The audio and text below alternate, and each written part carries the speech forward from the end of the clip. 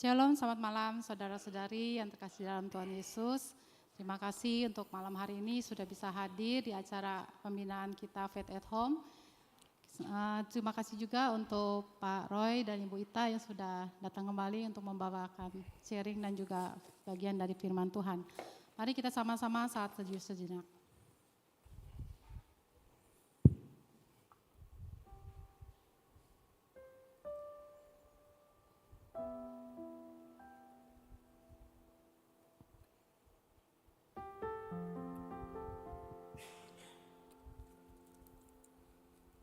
Bapa yang dalam surga, terima kasih untuk malam hari ini. Kau sudah memberikan kami kesempatan dan waktu yang berharga pada malam hari ini. Kiranya Engkau dapat memberikan kami hati untuk bersama-sama belajar dan mendengarkan, serta men-sharingkan apa yang akan dibawakan oleh Ibu Ita dan juga Pak Roy. Kami percaya Tuhan apa yang mereka sampaikan mengenai seminar pembinaan ini mengenai positif, negatif, dan communication Tuhan. Kiranya Engkau memberikan kami pikiran dan hati kami untuk berfokus dalam pembelajaran pembinaan ini. Terima kasih Tuhan atas waktu yang Kau berikan dan juga Kau tolong saudara-saudari kami yang belum hadir pada malam hari ini. Kiranya Engkau bawa mereka untuk hadir di tempat ini untuk sama-sama belajar. Terima kasih Tuhan, Engkau berikan hati kami dari awal, pertengahan hingga akhir dalam tangan-Mu. Terima kasih Tuhan, dalam nama Tuhan Yesus kami berdoa dan mengucap syukur. Amin. Mari kita sama-sama masuk dalam lagu Ada Dalam Hatiku.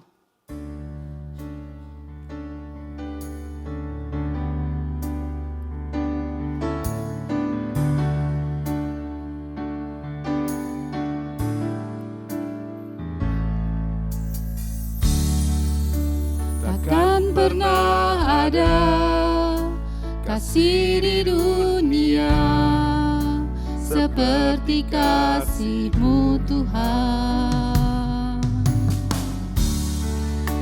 Kau telah buktikan cinta-Mu padaku dengan penebusan-Mu.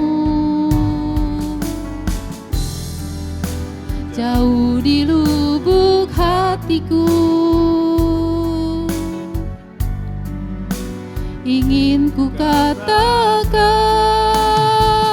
Kau selalu ada dalam hatiku, menemani hidupku,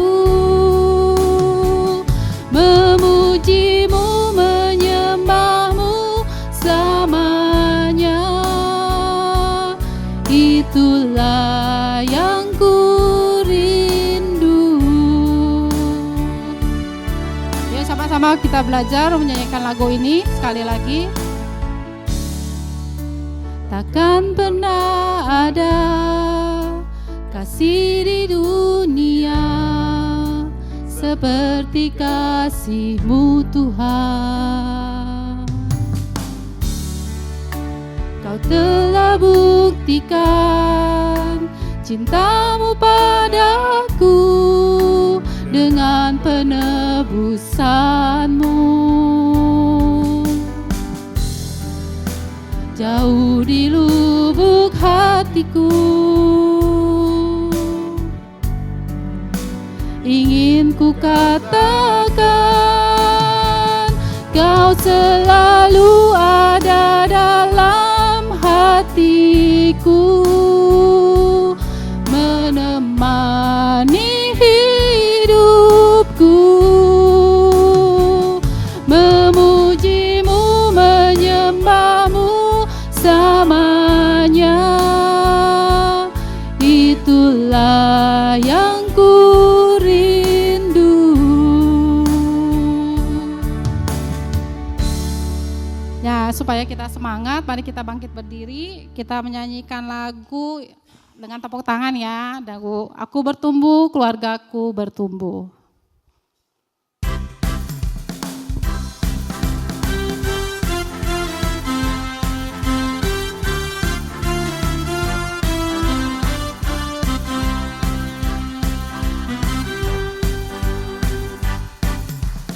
Ini hidupku di tangan-Mu Tuhan. Tuhan, ku serahkan bagimu. Pakailah aku turut kehendak-Mu, bertumbuh, berbuah, memancarkan kasih-Mu. Aku bertumbuh, keluargaku bertumbuh, muliakan nama-Mu, jadi saksi bagi-Mu. Aku bertumbuh, keluargaku bertumbuh, bersama keluargaku, setia melayani-Mu seumur hidupku. Dan sekali lagi ya, kita mau nyanyi sama-sama. Ini hidupku di tangan-Mu Tuhan, ku serahkan bagi-Mu. Pakailah aku turut kehendak-Mu, bertumbuh, berbuah, memancarkan kasih-Mu. Aku bertumbuh, keluargaku bertumbuh, muliakan nama-Mu, jadi saksi bagi-Mu. Aku bertumbuh, keluargaku bertumbuh, bersama keluargaku, setia melayani-Mu seumur hidupku. Ya, ada sukacita. Amin. Silakan duduk. Untuk masuk ke dalam sharing dan bawaan firman Tuhan, mari kita masuk lagu Milik-Mu Tuhan.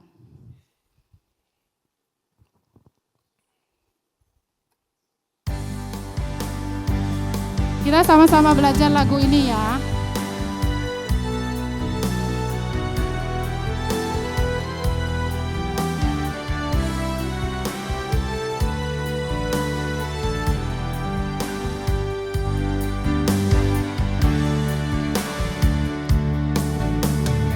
Kami bersyukur atas rancangan-Mu yang terbaik dan terindah bagi kami. Kau memberkati kehidupan kami, melimpah dengan kasih dan anugerah. Kami bersyukur atas rancangan-Mu yang terbaik dan terindah bagi kami. Kau memberkati kehidupan kami, melimpah dengan kasih dan anugerah. Kami dan seisi rumah kami bersehati untuk terus memuji, menyembah-Mu Yesus Tuhan hingga akhir, bahkan sampai keturunan kami. Hidup kami milik-Mu ya Tuhan. Kita sama-sama menyanyikan satu kali lagi. Kami bersyukur atas rancangan-Mu yang terbaik dan terindah bagi kami. Kau memberkati kehidupan kami, melimpah dengan kasih dan anugerah. Kami dan seisi rumah kami bersehati untuk terus memuji, menyembah-Mu Yesus Tuhan hingga akhir, bahkan sampai keturunan kami. Hidup kami milik-Mu ya Tuhan. kesempatan kami pada Ibu Ita dan Pak Roy.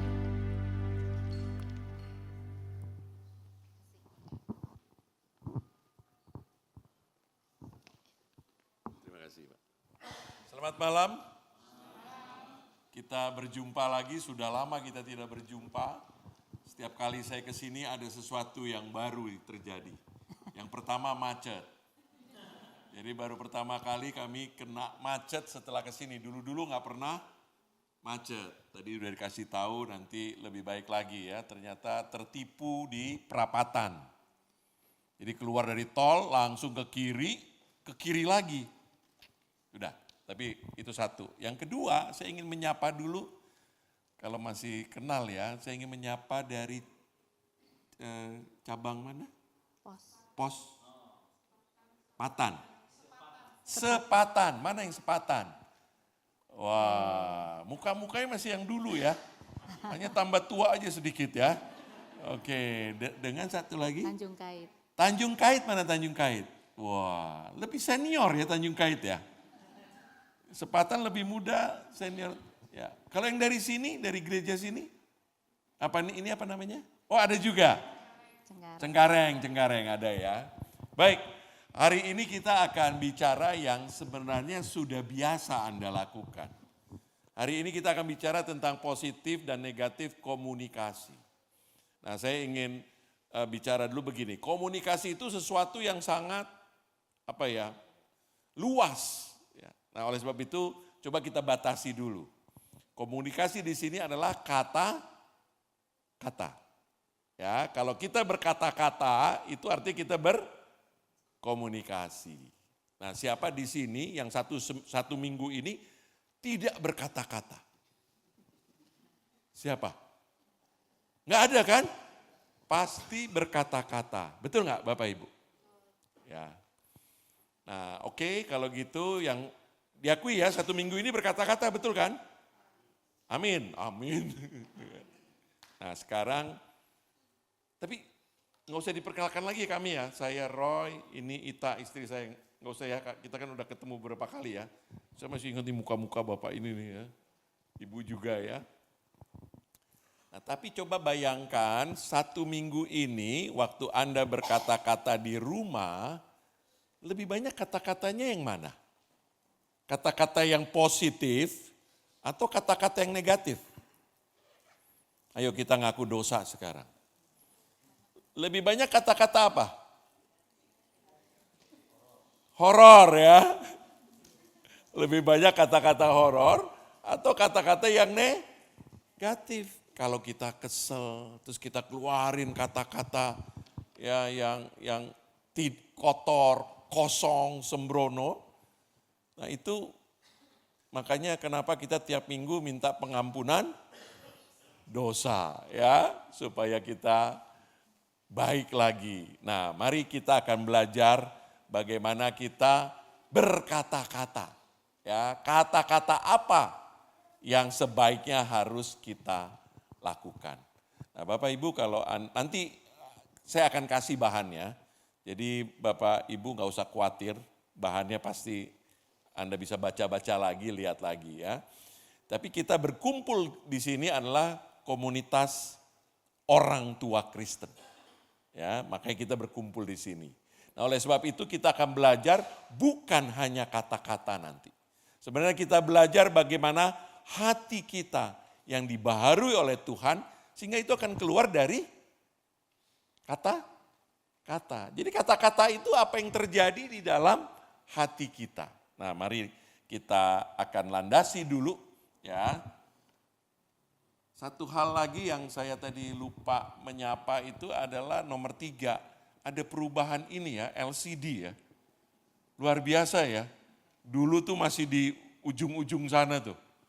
Ya, ujung yang tinggi sekali nggak jelas. Sekarang udah wow ya.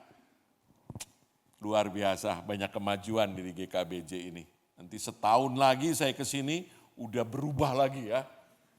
Ya, yang jelas kitanya tambah tua ya. Baik, silakan. Oke, sekarang kita ingin melihat apa yang firman Tuhan katakan mengenai kata-kata.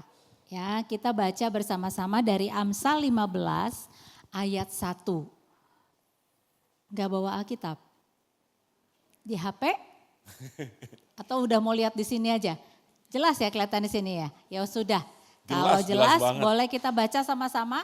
Amsal 15 ayat 1, 2, 3. Jawaban yang lemah lembut meredakan kegeraman, tetapi perkataan yang pedas membangkitkan amarah. Jelas sekali ya di situ dikatakan ya. Ternyata ayat ini mau memberitahukan kepada kita bahwa cara kita berbicara itu akan menentukan reaksi dari lawan bicara kita. Tadi di situ dibilang kalau kita menjawab dengan lemah lembut, maka yang tadinya mau marah, yang udah geram, itu malah jadi reda. Ya. Lalu perkataan, tapi sebaliknya kata-kata yang pedas, tahu kan kata-kata pedas kan bukan mengandung cabai, tetapi kata-kata yang nyakitin, yang keras, ya, itu bisa justru membangkitkan amarah. Jadi bagaimana kita mengucapkan kata-kata itu memberi datang reaksi. Nah, reaksi itu yang seperti apa? Tergantung dari apa yang kita ucapkan dari mulut kita. Ya, jadi hati-hati sekali. Amsal sudah mengingatkan, kita tahu Amsal itu ditulis oleh seseorang yang punya hikmat, ya. Nah, seringkali di dalam kehidupan rumah tangga kita sebenarnya kita berkata dengan niat yang baik, ya. Tetapi kalau kita salah mengucapkannya, nadanya salah, lalu kemudian cara kita salah, malah reaksinya beda. Maksud hati baik, gitu ya, saya mau ngasih tahu dia jangan begitu. Kami pun sering begitu, ya, beberapa kali ya kita begitu. Bahkan ketika kami mempersiapkan ini kita juga menyadari, iya ya, bahwa kata-kata itu sangat powerful. Padahal saya maksudnya baik, memberitahu Roy, memberi informasi tambahan kepada Roy. Tapi mungkin saya mengucapkannya dengan nada yang kurang baik, pemilihan kata-katanya juga enggak baik, sehingga yang saya dapatkan reaksinya marah dia. Ya, merasa ditegur, merasa dihakimi, padahal niat saya enggak demikian. Ya. Nah, kata-kata yang dibuat oleh Amsal ini, yang disampaikan oleh Amsal ini harusnya justru membangun, ya. Yang seharusnya menguatkan pasangan maupun anak-anak kita. Jangan membuat hati mereka justru terluka. Memang kita bukan orang tua yang sempurna, ya, pasti kita semua menyadari. Tetapi kita harus menjadi orang tua yang mau dibentuk, yang mulai dengan menjaga lidah kita. Ada banyak kesempatan saya rasa ya di dalam, saya makin tua, makin usia saya bertambah, saya belajar menjaga kata-kata saya. Termasuk juga nada bicara. Kalau dulu kita sembarang aja mau ngomong, gak suka ya gak suka kita keluarin. Tapi kalau sekarang saya merasa saya harus memilih. Dan ini sesuai dengan firman Tuhan. Ya, saya juga belajar mentaati firman Tuhan ini. Jadi kita mulai dengan menjaga lidah kita, kata-kata kita, perkataan dan cara kita berbicara. Amsal mengajak kita demikian. Kita lanjutkan lagi kepada satu ayat lagi. Sebenarnya banyak ayat. Ya, tapi kami ambilkan dua saja yang betul-betul standing out untuk kata-kata. Itu di Efesus 4 ayat 2 sampai 9. 29. Efesus 4 ayat 29. Mari kita bicara bersama-sama ya. Kita mengutarakannya secara bersama-sama. 2, 3. Janganlah ada perkataan kotor keluar dari mulutmu. Tapi pakailah perkataan yang baik untuk membangun di mana perlu. Supaya mereka yang mendengarnya beroleh kasih karunia. Jadi rupanya Tuhan sudah tahu nih. Bahwa kata-kata ini adalah sangat penting. Makanya dia taruh di dalam firman Tuhan. Dan dia ingatkan kepada kita. Karena kata-kata kita bisa membangun. Tapi kata-kata kita juga bisa meruntuhkan. Kata-kata loh. Nah sekarang hubungannya dengan apa? Hubungannya dengan anak. Pasangan juga.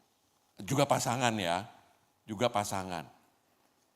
Bayangkan tadi udah pengakuan dosa kita di depan. 1 minggu ini kita sudah berkata-kata, tapi ternyata kata-kata kita banyak yang negatif. Itu berarti apa? Meruntuhkan pasangan. Siapa di sini pasangannya kesel? Nggak ada yang mau ngaku kan? Nggak ada yang berani kan? Tapi siapa di sini yang hati kita kesel karena kata-kata pasangan kita? Banyak ya. Nggak ada yang mau ngaku, yang datang berdua pasti nggak akan berani ya. Yang datangnya sendiri mungkin berani tunjuk tangan. Tapi Bapak Ibu, apakah kami imun? Enggak, kami juga mengalami. Ya, karena kata-kata aja kami mengalami hal-hal seperti itu. Jadi tadinya mau kita nikmati hari itu, tetapi karena ada kata-kata yang tidak membangun, yang keluar, akhirnya hari itu menjadi runtuh. Tuhan sudah ingatkan kita dari dulu. Tapi kita dasar bebal ya. Kita tetap saja lebih banyak kata-kata yang negatif kita yang keluar. Saya tambahin sedikit ya. Silakan. Ini bukan soal memaki. Jadi tidak selalu kata-kata yang kita keluarkan itu jelek. Dalam arti kata-kata binatang atau kita memaki dengan menyakitkan. Tidak selalu begitu. Tetapi pemilihan kata-kata apakah itu membangun atau tidak. Ini ayatnya jelas ya. Pakailah perkataan yang baik untuk membangun di mana perlu. Supaya mereka yang mendengarnya beroleh kasih karunia. Jadi kalau kita berbicara, ketemu teman, juga ngobrol, apakah kita hanya sekedar omon-omon aja, atau kita memang memilih kata-kata kita sehingga ketika orang lain mendengar dia merasa dikuatkan, dihibur, ditolong dengan kata-kata kita mendapatkan pengharapan atau sebagainya. Tapi bukan berarti kita kata-katanya kayak berbunga-bunga gitu, nggak usah. Atau lebay. Tetapi bagaimana kata-kata itu menolong yang bertemu dengan kita, pasangan kita, apalagi anak-anak kita. Nanti ada banyak contoh-contohnya ya. Ini kita pahami dulu bahwa perjanjian lama, Amsal tadi maupun perjanjian baru bicara soal kata-kata. Berarti itu sesuatu yang penting yang Tuhan inginkan bagi kita di dalam cara hidup kita sebagai orang Kristen. Bukan hanya sekedar berbuat baik, bukan hanya sekedar beribadah, tetapi bagaimana perkataan ini. Nah, kita kadang-kadang suka menganggap sepele, ya udahlah gitu. Yang penting enggak sampai berantem ya oke lah gitu. Tapi Efesus memberi penekanan yang lebih, membangun katanya. Kata-kata itu yang keluar bukan hanya sekedar bukan hal yang tidak baik, tetapi harus membangun. Mengerti ya? Jadi tuntutannya cukup tinggi terhadap kata-kata kita. Kita teruskan ya. Nah, sekarang apa itu komunikasi yang positif? Atau kata-kata yang positif. Nah, saya kasih yang gampang saja supaya Bapak Ibu semua langsung ingat. Apa sih kata-kata positif? Kata-kata positif itu adalah bahasa yang membangun. Yang tadi dikatakan oleh Efesus, memberi semangat, memberi kepercayaan dan menguatkan. Itu kata-kata positif. Itu ada contohnya, aku percaya kamu bisa, terima kasih sudah membantu. Itu kata-kata positif. Kamu baik sekali, kamu memperhatikan aku. Itu kata-kata positif. Pernah gak di rumah ketika misalnya kita minta tolong sama anak ya, tolong ambilin kunci pintu depan. Lalu ketika dikasih kunci kita cuma makasih gitu aja ya. Boro-boro mungkin makasih ya, kita anggap sudah kewajiban anak kita memberikan apa yang kita minta. Tapi pernah gak ketika itu udah diberikan lalu bilang terima kasih ya kamu mau membantu mama. Pernah gak itu? Atau kita pikir lebay lah kayak gitu. Saya pernah tes dengan anak saya hal seperti itu ya. Suatu waktu saya butuh sesuatu, saya bilang kamu bisa bantu mama begini, begini, begini. Oke, dia bilang, lalu dia bantu. Oh kemarin dia bantuin papanya bikin presentasi ya. Anak saya yang kedua itu jago sekali bikin presentasi PowerPoint. Papanya perlu untuk pekerjaannya, lalu bisa nggak ini tolong buatin kata papanya. Oke, sini saya buatin. Lalu dia buatin. Setelah selesai, terus ini Pak sudah, terus kita coba bilang makasih ya, cuman gitu aja. Atau kita memberikan sesuatu ungkapan terima kasih tetapi sekaligus yang membangun dia. Terima kasih ya, kamu sudah mau mengerjakan ini cepat, tepat dan baik sekali. Dia kerjanya cukup cepat ya, dalam 1 malam dia selesaikan.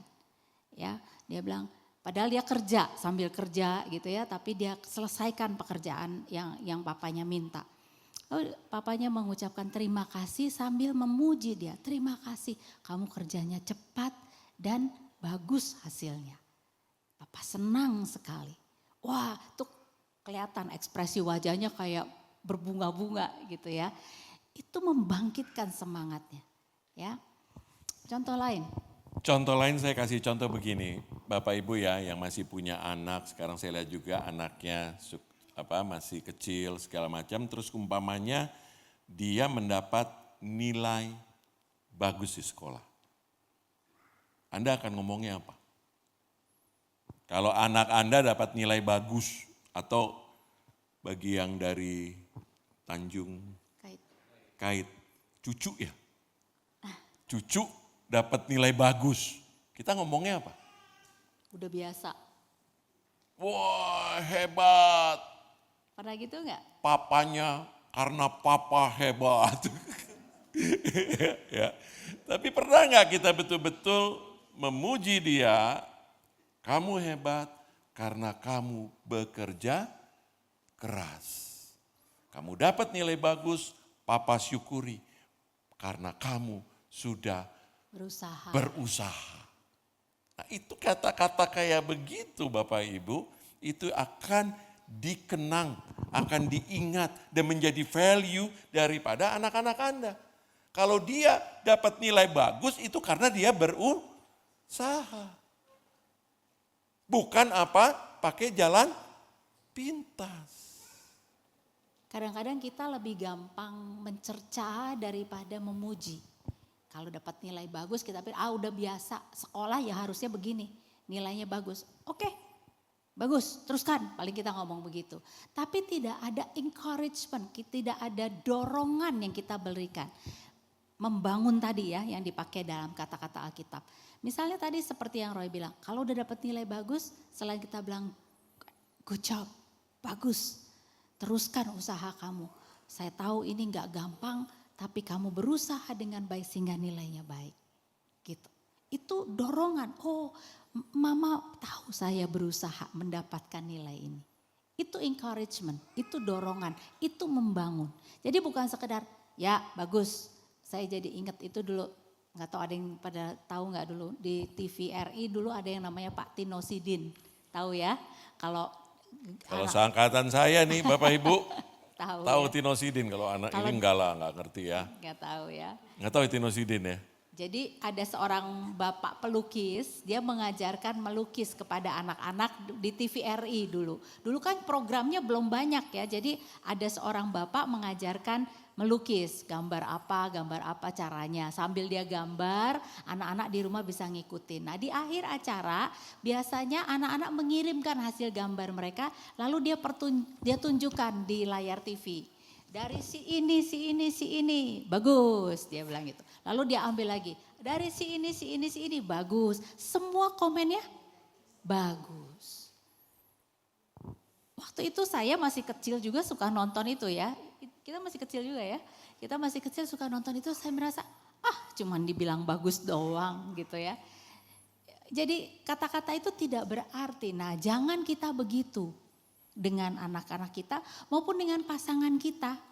Kalau sama pasangan apalagi ya, makin pelit kita kata-kata yang membangun, makin pelit kita kata-kata yang mengencourage. Kalau sama anak masihlah kita upayakan, tapi sama pasangan, seberapa sering kita memuji pasangan? ntar dia gede kepala kalau sering-sering dipuji gitu ya. Atau kita juga mau memberikan dorongan. Terima kasih ya kamu udah jemput saya hari ini. Saya tahu kamu capek tapi kamu masih mau jemput saya, terima kasih ya. Itu nyenengin gak kalau dibilang gitu? Wah, senang banget. Tapi kita udah jarang melakukan. Jarang kita lakukan. Nah ini, itu kata-kata yang positif. Jadi ada unsur memberikan encouragement, dorongan, membangun. Apalagi di situ dibilang menguatkan. Ya jadi coba sekarang kalau kita bicara dengan pasangan maupun dengan anak-anak, di saat yang tepat kita berikan kata-kata yang seperti itu. Ya, selain berterima kasih, kita bisa memuji, kita bisa memberikan dorongan, semangat, atau penguatan. Saya yakin kamu bisa. Ya, satu hari saya cerita sedikit ya. Satu hari saya baca sebuah buku. Ya, ini kami sedang, ini udah lama, beberapa waktu yang lalu. Buku ini sebenarnya bicara tentang relasi pasangan suami istri. Kebutuhan perempuan dan kebutuhan laki-laki. Ternyata apa yang menjadi kebutuhan perempuan itu beda dengan kebutuhan laki-laki. Ceritanya gitu. Nah di satu poin adalah dikatakan bagaimana perempuan itu, laki-laki itu butuh dihargai. Ya, butuh dihargai dalam usahanya, di dalam hidupnya gitu. Nah kita kadang-kadang istri suka, bahasa Inggrisnya tuh bilang taken for granted. Apa ya itu taken for granted? Anggap gitu aja. Sudah seharusnya lah dia suami memenuhi kebutuhan. Sudah seharusnya lah suami dia kerja. Ya udah seharusnya lah suami begini gitu. Jadi kita tidak pernah menghargai apa yang dia lakukan. Waktu saya baca buku itu ada penjelasannya, saya jadi teringat, iya ya saya nggak pernah memuji dia. Lalu mungkin Roh Kudus pada saat itu juga bicara kepada saya, menolong saya melihat ternyata Roy itu orang yang sangat rajin bekerja. Sakit pun dia kalau cuma meriang-meriang, cuma gak enak badan mah dia tetap berangkat ke kantor. Walaupun saya tahu di kantor bukan juga situasinya menyenangkan selalu, pekerjaannya cukup berat gitu ya. Tapi dia tetap pergi, gak pernah males-malesan gitu untuk berangkat ke kantor. Kadang-kadang saya bilang udahlah gak usah ke kantor, enggak gak apa-apa. Ini masih banyak pekerjaan yang harus diselesaikan. Jadi saya menangkap rajin dia bekerja, bersungguh-sungguh bekerja. Nah saat saya membaca buku itu saya diingatkan hal itu, rasanya saya merasa sedih karena saya gak pernah menghargai dan upaya dia dan memuji dia. Apa yang saya lakukan? Saya angkat telepon, saya telepon dia di kantor, kamu lagi ngapain? Kamu masih ingat? Kamu lagi ngapain ini? Terus saya bilang, Roy terima kasih ya kamu selalu mau bekerja dengan rajin. Dia sempat diem kaget. Terima kasih kamu gak pernah males-malesan berangkat ke kantor. Even sakit, even gak enak badan sedikit kamu lawan, kamu berangkat ke kantor. Terima kasih ya Roy. Saya melihat kamu seorang suami yang sungguh-sungguh provide untuk keluarga. Saya bilang. Dia sampai lama diem, kamu kenapa? Katanya dia. Karena memang gak pernah ternyata. Tapi dampaknya gimana buat kamu? Ya pertama kaget ya. Karena udah lama. Dulu waktu pacaran tuh begitu tuh saling. Memuji. Begitu nikah hilang. Ya dianggap sudah hal yang biasa. Tapi begitu Ita melakukan itu ada kayak apa ya? Kayak siraman rohani. Kayak ada siraman kayak bersemangat lagi Bapak Ibu. Jadi ternyata kata-kata yang kecil, sederhana tapi sungguh-sungguh diucapkan, ya itu berdampak. Jadi saya ingin mengencourage bapak-bapak dan ibu-ibu di sini. Mungkin udah lama banget enggak kita saling memuji pasangan kita. Kalau udah lihat muka pasangan kita pengennya bukan dipuji tapi dimarahin aja gitu ya. Nah sekarang coba Bapak Ibu ya, seminggu ke depan jangan ada kata-kata negatif. Nanti lihat istri Anda akan terheran-heran ya. Kaget suami gue sehat atau enggak nih ya. Ya. Tapi mungkin itu dampak yang harus dilakukan ya. Pasti ada dampaknya nanti. Tapi ingat tulus ya, jangan dibuat-buat, jangan lebay. Ya kerasa lah kalau itu cuman gombal doang pasti terasa ya. Nah, gimana dengan anak-anak juga? Ya. Anak-anak juga membutuhkan kata-kata positif ya. Saya ingat anak-anak kami itu ini kan udah hampir selesai semesteran ya, ambil raport kan. Nah biasanya kalau udah kita ambil raport terus kita lihat, biasanya kalau pagi kan kita ke sekolah ambil raport, pulang ke rumah makan dulu apa segala macam, malam biasanya mau tidur kita sama-sama lihat-lihat raportnya sama anak-anak terus kita bahas. Nah bagaimana kata-kata kita? Apakah kita lebih banyak mencerca mereka, ini harusnya bisa lebih nih, kenapa ini begini? Nah, adik bisa segini, kakak ya gitu. Atau kita pertama-tama melihat hal positifnya.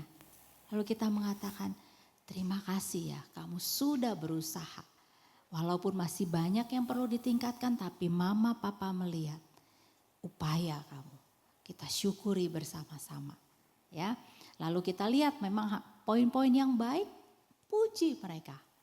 Good job. Apalagi yang menonjol gitu ya, kita lihat sama-sama. Lalu kita puji, jangan kita merasa itu udah biasa, udah harusnya begitu. Ya. Mari kita lihat lebih lanjut lagi adalah soal apa dampak komunikasi yang positif. Ya, ini baik bisa bagi pasangan juga bisa bagi anak-anak. Yang pertama adalah meningkatkan rasa percaya diri.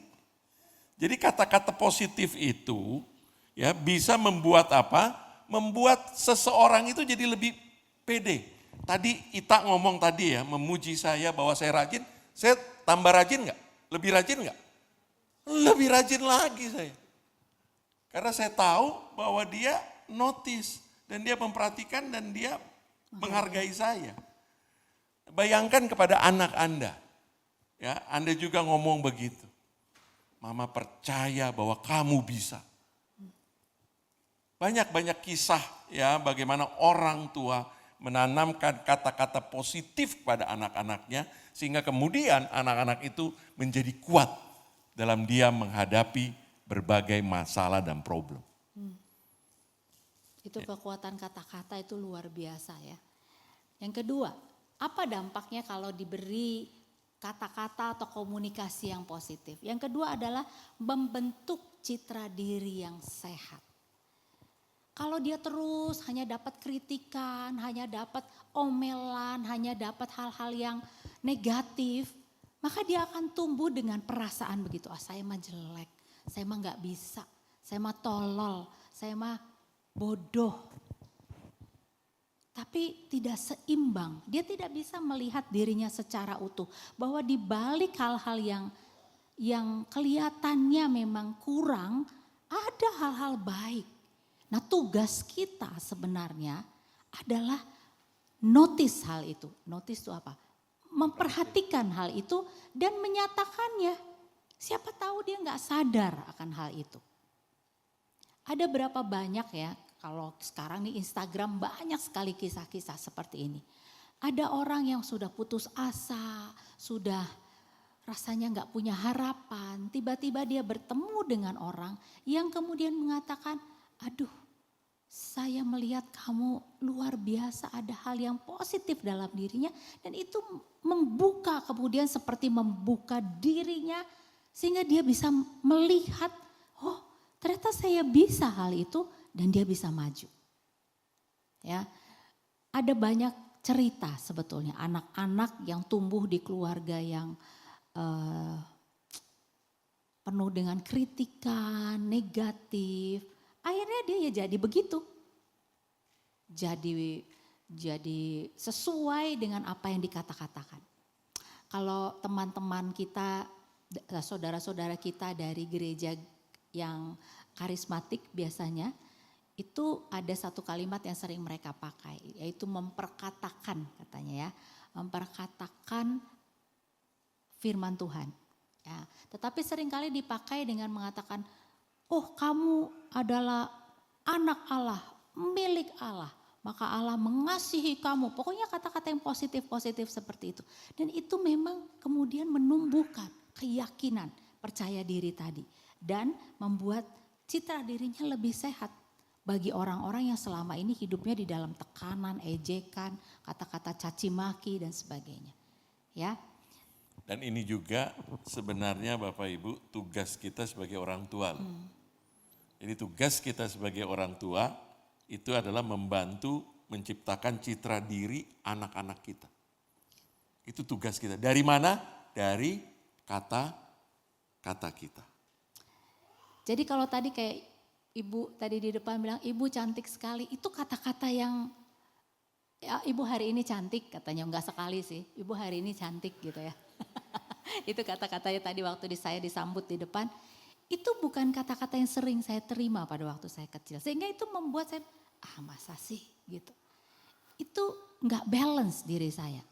Dan membuat saya gampang sekali minder, gampang sekali tidak bisa bergaul, introvert. Introvertnya yang SMA, saya cuma punya teman 3. Karena saya nggak suka bergaul. Tapi puji syukur pada Tuhan, Dia mengubah saya di satu titik di mana terjadi pertobatan dan saya sendiri, Tuhan menolong saya luar biasa. Nah itu ya, jadi citra dirinya jadi tidak utuh. Ya, tidak percaya diri, bahkan menarik diri. Yang lain yang kemudian dampak yang positif itu adalah menguatkan hubungan emosional, ya. Kemudian mengajarkan pola komunikasi yang baik. Anak juga melihat bagaimana orang tuanya berkata-kata yang baik, anak juga akan baik. Jadi kalau anaknya kemudian sering maki-maki, jangan marahin anaknya, lihat Orang tuanya. diri kita sendiri. Mungkin kita maki, makanya anak kita mencontoh kita. Ya, terus yang terakhir adalah memenangkan emosi dan mengurangi perilaku negatif, Bapak Ibu. Jadi kalau Bapak Ibu, mungkin Bapak Ibu dengar ya KDM ya, tahu ya KDM? Kang Deddy Mulyadi. Ya kan? Kalau daerah ini daerah bukan Jawa Barat ya? Bukan, Tangerang ya, bukan Banten ya, Banten. bukannya ini ya. Jadi itu ya KDM sambil dia anak-anak nakal diambilin dimasukin ke barak militer. Kenapa Bapak Ibu? Karena orang tua sudah tidak sanggup. Orang tua tidak sanggup. Jangan sampai itu terjadi dengan kita Bapak Ibu. Anak kita dimasukkan ke barak militer. Itu berarti apa? Kita gagal sebagai orang tua. Padahal tugasnya apa? Kata-kata. Lihat tuh. Kalau kata-kata kita benar, maka itu akan mengurangi perilaku negatif anak kita. Ya. Oke. Kita lanjut ya, kalau kita sudah, mau tambah. Kalau kita sudah lihat yang positif, sekarang kita lihat yang negatif. Tadi saya kasih contoh tuh sebenarnya yang negatif. Ya, supaya lihat bisa perbandingannya dengan yang positif. Nah sekarang pengertian komunikasi yang negatif itu apa? Mudah juga Bapak Ibu. Bahasa yang merendahkan, menyalahkan, menyudutkan, mengkritik dan menghina. Udah baik nih, pasangan kita udah baik, berusaha keras segala macam, tetap aja kita mengkritik. Lu buat teh itu pahit, tahu? Bukannya kita kemudian mensyukuri, terima kasih sudah dibuatkan teh. Betul gak? Walaupun tehnya pahit, tapi terima kasih. Tapi kita mengkritik dulu. Bapak Ibu ya, kalau Anda mengkritik dulu, terus kemudian baru Anda memuji, nggak akan didengar lagi. Udah nggak efek. Udah nggak efek. Jadi sebenarnya kalau mau kritik, Jangan itu. kalau kita perlu ngasih masukan, itu jangan di awal. Ya, Puji dulu, ya. Beri dulu penghargaan, lihat yang positifnya. Baru sesudah itu kita tambahkan, kalau bisa besok-besok kasih gula dikit ya gitu. Jangan udah dikasih teh gitu atau dibikinin kopi, terima kasih udah dibikinin kopi, kamu lagi ngurus anak masih sempet inget saya suka kopi gitu ya, atau saya butuh kopi kamu buatin, terima kasih ya. Besok kalau itu tambahin dikit gulanya ya, ini agak kepahitan gitu. Nah itu gak apa-apa, dia gak akan tersinggung. Tapi kalau bilang baru diminum, pahit nih langsung gitu. Lu kalau bikin pahit melulu gitu kan. Nah itu besok-besok udah jangan harap dibikin lagi. Memang hidup lu pahit banget ya. Langsung ditambahin gitu lagi ya. Gitu.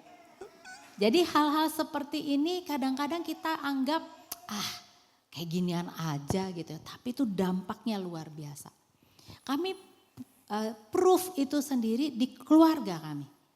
Ya, di mana anak-anak tumbuh dengan kata-kata semangat, dorongan, itu gak susah mereka belajar. Gak susah mereka sekolah. Sampai kami bersyukur pada Tuhan, kedua anak kami dari kecil gak pernah nangis-nangis di sekolah. Padahal TK, sama-sama masuk TK dengan anak lain, tapi anak-anak kami gak pernah nangis-nangis di sekolah. Kenapa? Karena kami selalu meng-encourage mereka, memberikan hal yang positif, bahwa sekolah tuh menyenangkan, nanti ketemu teman gini, membangun ekspektasi mereka gitu, nanti kamu akan belajar banyak begini. Sampai mereka kuliah, dua-dua selesai sarjana, tidak pernah kami kesulitan dengan masalah sekolah mereka. SMP, apakah mereka pernah dapat nilai jelek? Pernah. Pernah terancam nggak naik kelas? Pernah, tapi bukan karena nggak belajar, karena kebanyakan ikut kegiatan. Ya anak saya yang pertama waktu itu di SMA pernah, di kelas 2 SMA pernah jadi ketua acara olimpiade lah di sekolahnya gitu ya. Seni dan olahraga gitu ya, dia ketua panitianya dan cukup besar, masif juga yang dia lakukan gitu ya, dianggap paling sukses dulu di antara angkatan-angkatan sebelumnya. Itu membuat dia ketinggalan pelajaran dan nyaris gak naik. Sampai gurunya sudah memperingatkan bahwa siap-siap kemungkinan kamu gak naik. Ya udah, kami waktu dia pulang dia kasih tahu, "Mah, Pak, aku dibilang begini katanya, ada kemungkinan gak naik." Terus kami bilang, "Ya kamu kan sudah antisipasi kan, kalau mau minta izin sama papa mama waktu itu mau ikut jadi ketua, ya ada konsekuensinya." "Gak apa-apa," kami bilang, "gak apa-apa, kita jalani sama-sama. Aku gak harus pindah sekolah ya, malu sama teman-teman." "Ya gak apa-apa, mereka juga tahu bukan karena kamu bodoh, bukan karena kamu tidak bisa, tapi karena memang kamu banyak skip pelajaran. Kan udah di ini kan." "Iya mah, gak apa-apa Kak, kita kuatkan dia, kita dorong dia." Ya udah, dia datang ke sekolah, lalu gurunya akhirnya bilang, "Oke, kamu ternyata tidak terlalu jeblok sekali, tapi di perbatasan akhirnya dia boleh naik dengan percobaan." Itu menolong dia tahu, ya saya punya mampu dan saya bisa membatasi diri. Waktu kuliah dia juga ikut banyak kegiatan, tapi dia udah mulai bisa membatasi. Dia gak mau lagi terjebak seperti dia waktu SMA. Nah itu kalau kita datang-datang dengan, "Kamu sih makanya jangan ikut gini, mama udah bilang sekolah itu buat sekolah bukan." Bahwa malah kita kuliahin, dia tutup kuping pasti, gak denger. Anda tahu gak kalau kita negatif dengan orang, marah sama orang, maka apa yang kita omong udah gak didengar, yang didengar kata negatif. Sekarang coba saya bilang ya, itu di belakang ada terjadi sesuatu. Jangan nengok Bapak Ibu, itu di belakang terjadi sesuatu yang lucu sekali kalau kita lihat semua. Ada seseorang yang duduk di belakang sana, saya gak kenal. Saya rasa Bapak Ibu kenal kali ya, tapi jangan nengok ya. Kalau dibilang gitu Anda rasanya apa? Penasaran kan? Malah pengen nengok kan? Kalau dibilang, kalau kita lagi ngegosip gitu ya, jangan nengok nih yang sono nih, gini. Malah kita, kata jangan, ini menurut penelitian psikologis ya, kata jangan itu justru sebaliknya ingin dilakukan. Nah makanya hati-hati ketika kita sedang ngomong dengan anak-anak. Jangan gini, jangan gitu, jangan gitu. Besok-besok semua itu dilakukan. Jadi hati-hati dengan komunikasi yang negatif. Nah ini sekarang kita lihat dampaknya ya. Kalau tadi kita udah lihat dampaknya dari yang positif, sekarang kita lihat dampak dari kata-kata kita yang negatif. Apa? Nah ini kebalikannya. Satu, merusak rasa percaya diri anak. Jadi hati-hati Bapak Ibu ya, anak itu tidak percaya diri karena siapa? Karena kita juga yang membuat dia tidak percaya diri. Kedua, membentuk citra diri yang buruk. Ketiga, menyebabkan luka emosional jangka panjang. Saya kasih tahu begini ya Bapak Ibu ya, ini juga terjadi dengan saya sendiri. Jadi pernah satu kali ada temannya ayah saya datang ke rumah. Terus ketemu dengan saya. Terus temannya itu bilang gini, Har, nama papa saya Hari. Jadi dia ngomong gitu, Har, ini Ebetnya yang kamu sering ceritain itu. Nah Ebet itu adalah adik saya. Sepele kan ya? Betul nggak dia ngomong gitu? Har, ini Ebet yang kamu sering ceritain itu ya? Itu sampai sekarang itu masih menjadi hal negatif bagi diri saya terhadap papi saya. Apa hal negatifnya? Papi saya lebih sayang Ebet daripada saya. Itu hati-hati loh Bapak Ibu. Itu terjadi waktu saya SD. Ya, walaupun sekarang saya sudah melepaskan pengampunan, sudah selesai. Tapi itu terbawa, ya hanya kata-kata itu. Ya itu menyebabkan luka emosional jangka panjang. Sama seperti yang tadi saya bilang, saya dikatakan kamu jelek oleh ibu saya. Itu terbawa sampai saya SMA. Ya, kalau bukan ada sesuatu kuasa Tuhan yang memutuskan itu, terbawa terus. Saya nggak pede terus. Ya, jadi kata-kata negatif bisa menyebabkan luka emosional. Nah bagian ini mungkin bukan hanya sama anak ya, tapi sama pasangan juga. Mungkin pasangan Anda merasa Anda tidak menghargai, Anda tidak mempedulikan, karena mungkin ada kata-kata yang kita ucapkan. Mungkin bagi kita sepele, kecil bagi kita gitu aja. Seperti Roy ya tadi kejadiannya papanya ngomong begitu ke temannya. Ibu saya mungkin tidak bermaksud benar-benar mengatakan bahwa saya ini jelek. Mana ada orang tua bilang anaknya jelek kan. Tetapi saking udah jengkel ngelihat saya kebanyakan main di luar sampai penampilan saya seperti itu, bagi dia seorang anak perempuan gak gitu, keluar kata-kata itu. Tapi luka di hati. Ya, nah kita harus minta ampun sama Tuhan. Ya, kalau ada pernah kita kelepas kata-kata yang menyakitkan dan negatif. Dua yang terakhir adalah menumbuhkan perilaku agresif atau menarik diri, merusak hubungan dengan orang tua. Ini menarik diri, perilaku agresif tuh maksudnya bahwa karena ada kepahitan itu anak bisa menjadi memberontak karena marah. Ya, menjadi bersikap agresif, kalau bahasa Inggrisnya bilang talk back itu apa? Nyaut, membantah gitu ya. Ya itu penyebabnya itu. Ya mungkin karena banyak kata-kata negatif yang kita berikan kepadanya. Oke, nah Bapak Ibu sekarang ini kesimpulannya nanti ini Anda baca sendiri ya. Dalam kesimpulannya kalau kata-kata kita kebanyakan negatif itu menimbulkan kesalahpahaman, konflik, menciptakan suasana tegang di rumah, merusak kepercayaan dan rasa hormat di rumah. Tapi kalau kata-kata positif mendorong saling memahami, saling mengerti, membentuk lingkungan yang mendukung pertumbuhan dan membangun kepercayaan dan mempererat hubungan. Jadi lebih baik yang mana Bapak Ibu? Lebih baik yang mana? Negatif atau positif? Positif. Nah kenapa saya tekankan ini? Supaya di dalam otak kita positif. Ya, karena kita kebiasaannya keluarnya negatif. Bener loh Bapak Ibu ya. Lebih gampang. Lebih gampang kita keluarin negatif. Saya kasih satu percobaan nih Bapak Ibu ya.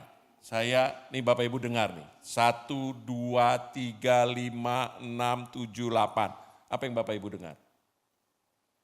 1, 2, 3, 5, 6, 7, 8. Apa yang Bapak Ibu dengar? Kurang 4. Dengar nggak? Kurang 4. Jadi yang salah yang Anda dengar. Yang 1, 2, 3, 5, 6, 7, 8 yang benar Anda nggak dengar. Anda dengarnya yang salah. Nah kecenderungan kita karena ada di dalam dosa, kita selalu melihat yang salah.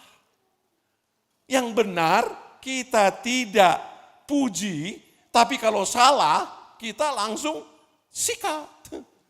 Karena kita kebiasaan melihat yang salah. Gitu ya Bapak Ibu ya. Itu hati-hati ya.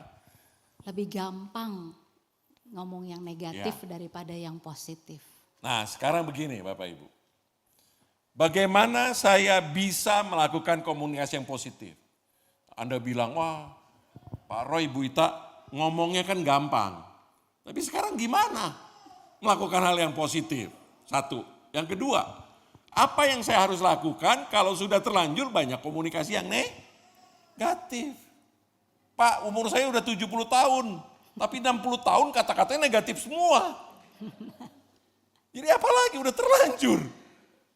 Ya, terus keluarga saya sudah tercerai-berai dalam hal komunikasi.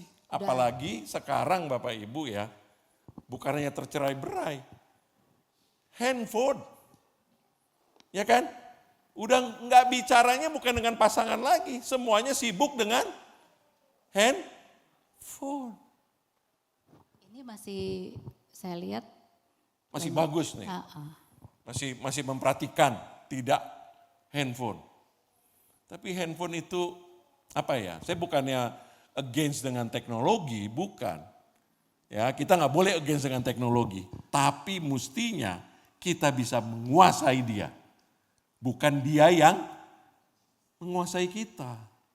Ya, nanti kita bicara soal handphone. Mungkin ada apa Pak? Ada seminar khusus handphone. Ya, sekalian buka booth ya, buka booth handphone, terus ada seminar khusus untuk handphone ya. Nah, sekarang kalau kita semua sudah seperti ini, apa yang harus dilakukan? Nah, kami memberikan 5 step yang sederhana.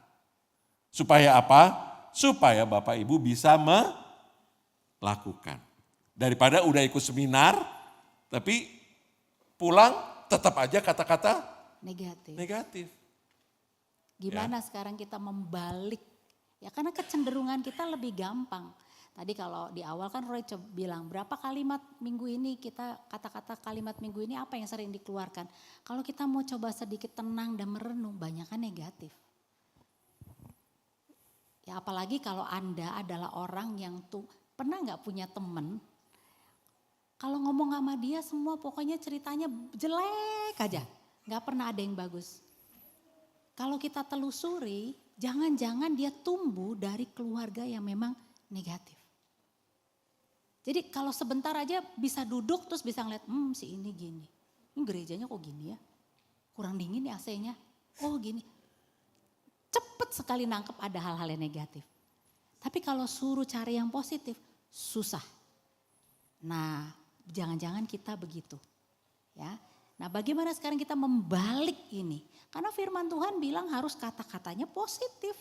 Membangun, kata-kata yang lemah lembut dan sebagainya. Gimana caranya membalik?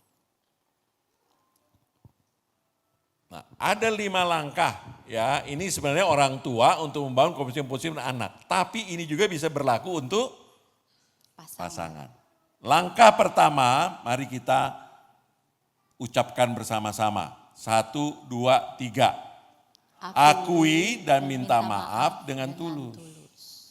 Jadi kalau sekarang Anda punya masalah dengan anak Anda, dengan pasangan Anda, minta maaf dulu. Ya, rekonsiliasi dulu. Ya, katakan, ini saya tulis di sini karena bagus sekali. Katakan, mama papa minta maaf karena sering berkata kasar atau membuat kamu sedih.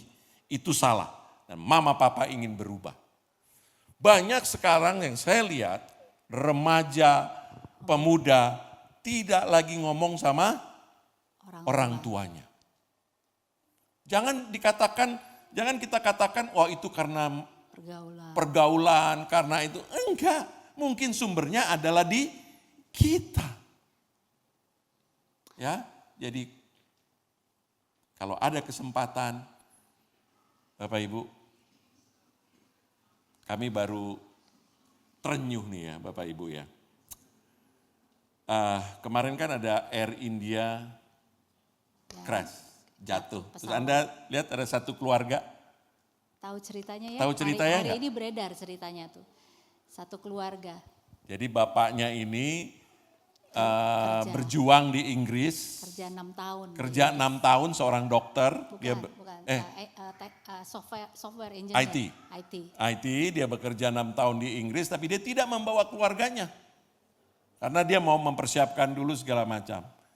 Dan kemudian setelah dia berhasil, ya, dia pulang, dia bawa istrinya sama 3 anak kecilnya. Untuk memulai hidup bersama di Inggris. Istrinya seorang dokter. Ya, istrinya seorang dokter, istrinya sudah resign, ya. Supaya apa? Supaya bisa berkumpul di Inggris. Jadi suaminya datang, bawa istri dan 3 anak kecil dan dia ada di dalam pesawat itu. Yang menyedihkan adalah sebelum pesawat itu take off, mereka sudah boarding, duduk di bangku, lalu mereka selfie satu keluarga itu. Papa mamanya, lalu 3 anaknya duduk di sebelah sana, mereka selfie. Kirim ke keluarga dengan mengatakan ini goodbye, kami kita menuju hidup hari esok di London. Di rumah yang baru. Tempat yang baru. Lalu mereka nggak pernah pulang lagi. Apa yang mau diceritain di situ? Jadi Bapak Ibu, kita tidak pernah tahu waktu. Kita berpikir masih ada waktu. Jadi Bapak Ibu, bagi Anda yang punya masalah dengan anak Anda. Atau pasangan Anda. Dan Anda masih punya waktu oleh Tuhan. Pakai Bapak Ibu. Langkah pertama ini memang tidak mudah, butuh kerendahan hati, butuh sikap hati yang mau mengakui pertama-tama, iya saya salah. Selama ini mungkin kata-kata saya banyak yang negatif, kata-kata saya banyak yang menyakitkan, akui lalu minta maaf. Saya pernah loh melakukannya Bapak Ibu ke anak remaja saya, si kakak laki-laki ketika dia SMP. Kami berantem aja, salah terus ya.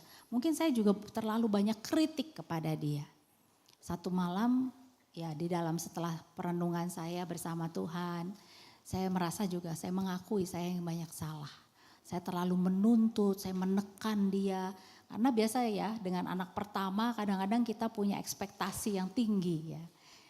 Seperti juga dulu saya menerima ekspektasi dari kedua orang tua saya. Saya menyadari itu, lalu saya berdoa, saya minta tolong sama Tuhan, saya masuk ke kamar anak saya. Dan saya bilang sama dia, Mama minta maaf. Mama belum pernah punya anak remaja. Sekarang Mama belajar menjadi orang tua seorang anak remaja. Masih banyak salah Mama. Mama gak pernah belajar, Mama gak pernah tahu bagaimana jadi orang tua anak remaja. Tentu banyak jatuh bangun dan Mama tahu Mama banyak gagal. Tapi Mama mau belajar.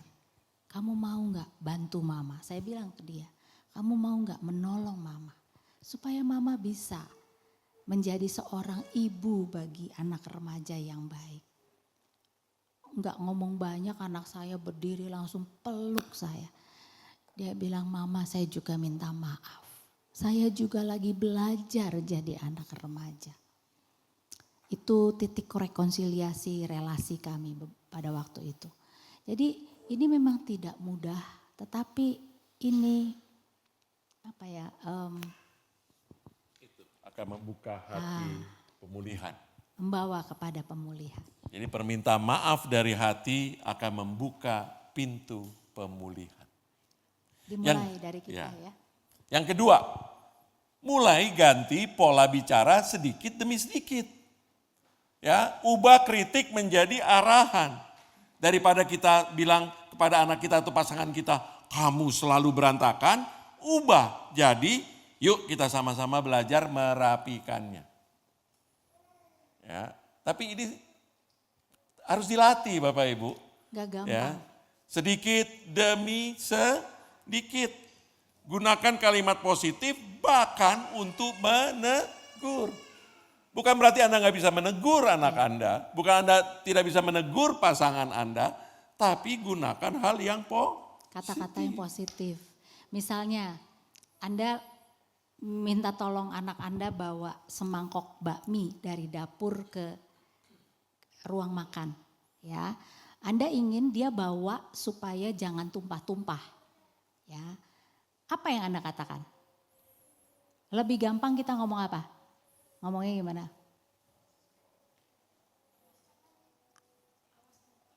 Awas tumpah. Ya kan? Itu negatif positif? Negatif. Gimana yang positif? Yang lebih encouraging. Susah.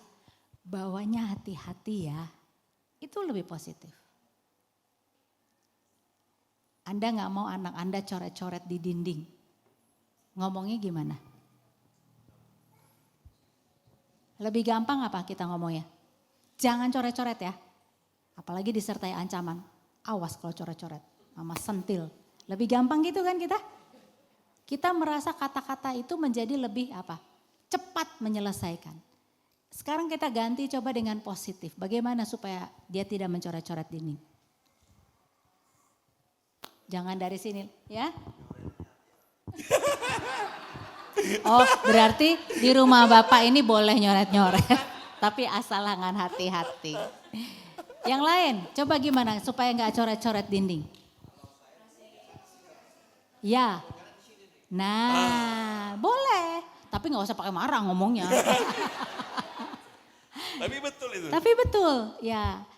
Kamu mau coret-coret? Nih saya ambilin kertas ya. Di sini ya coret-coretnya. Yeah. Dinding itu bukan untuk, nah teguran tuh, dinding itu bukan untuk dicoret-coret. Di sini kalau coret-coret. Supaya anak tidak ribut dalam kebaktian, kita ngomongnya apa? Jangan ribut. Jangan ribut. Nanti pendeta. Om pendeta marah. Tuh yang di depan itu kita malah takut-takutin dia sama. Jadi setiap kali ketemu pendeta dia takut. Ya, karena ditakut-takutin. Kita gimana ngomongnya supaya dia duduk dengan tenang? Dengan positif. Susah ya. Susah ya. Itu lihat. Gampang buat kita negatif. Tapi kalau positif kita mikir keras. Apa ya? Apa coba? Ayo. Gimana kalau nyuruh anak-anak tenang di gereja supaya jangan ribut? Ada Tuhan Yesus. Takut-takutin lagi ya. Tuhan Yesusnya sekarang dipakai takut-takutin. Ada yang bisa kasih contoh? Ya. Ah gak enak. Yang diomongnya gak enak. Gimana coba?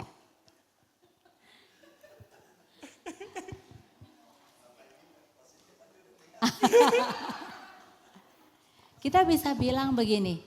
Duduk tenang ya. Semua lagi mau mendengarkan apa yang Pak Pendeta sampaikan. Kamu duduk tenang. Kalau mau apa-apa bilang mama, tapi suaranya jangan keras-keras supaya tidak mengganggu. Kalau kamu suara keras-keras, yang sebelah gak bisa dengar omongannya. Jadinya kedengernya ke suara kamu. Jadi ngomongnya pelan-pelan. Bisa? Lebih panjang. Kita enak yang itu karena apa? Satu kata selesai gitu ya. Memang, tetapi di situ kita membuat, tapi ada banyak nilai di dalamnya. Yaitu apa? Dia peduli orang lain. Dia belajar mengendalikan diri dengan ngomong pelan.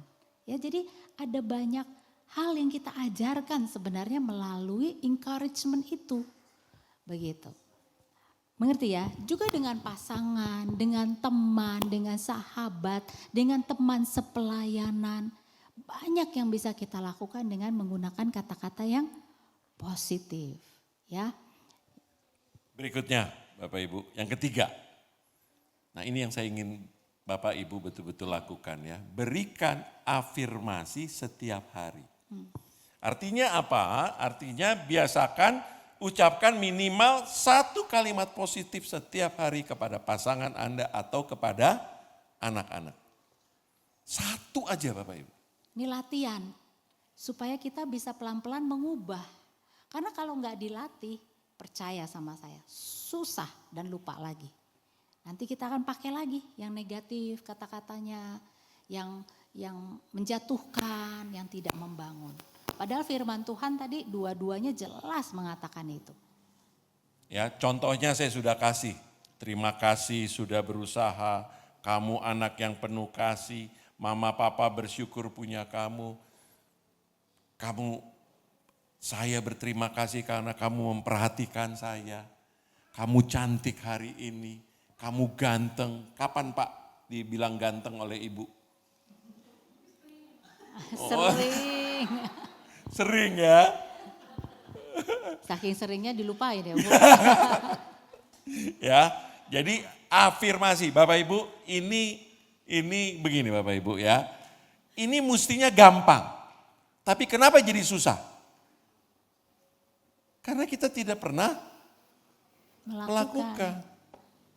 Nah pada waktu nanti kita sering melakukan, 1 hari 1, nanti ini akan automatically. Begitu kita lihat ada yang baik dari pasangan kita atau dari anak kita, langsung kita memberikan afirmasi. Wah luar biasa keluarga Anda. Ya, saya melatih ini loh Bapak Ibu. Jadi kalau di rumah, kalau kami berdua gitu ya ada apa yang harus kami kerjakan. Kalau Roy mengerjakan sesuatu, saya bilang terima kasih sama dia. Kayak tadi kami mau berangkat dari rumah tuh gak ada orang di rumah, anak-anak belum pulang kerja. Jadi kami tinggal rumah, jadi kami tutup dulu. Tadi saya mandi duluan karena persiapan saya biasanya lebih lama.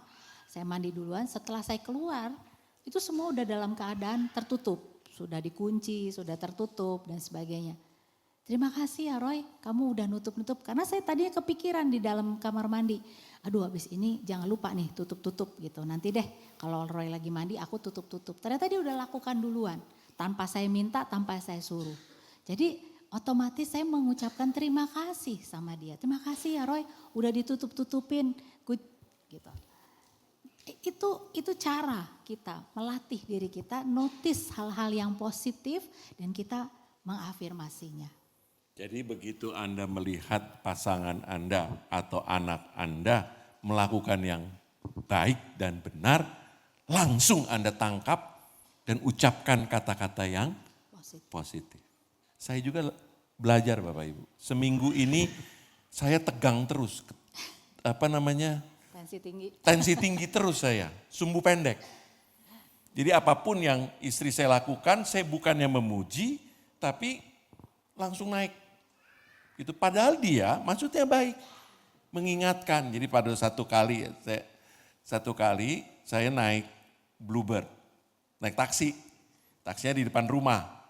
Tapi itu oleh tukang taksi saya nggak ngerti, oleh drivernya kok kaca-kacanya dibuka semua, kaca-kaca taksi itu. Dia jemput, taksinya ngejemput. Iya, taksinya ngejemput. Ya, dia buka semua, makanya saya jengkel. Saya ngomong, kenapa Pak? Jendelanya dibuka. Terus dia mengingatkan. Jangan keras-keras ngomongnya. Terus saya malah nyolot ke dia.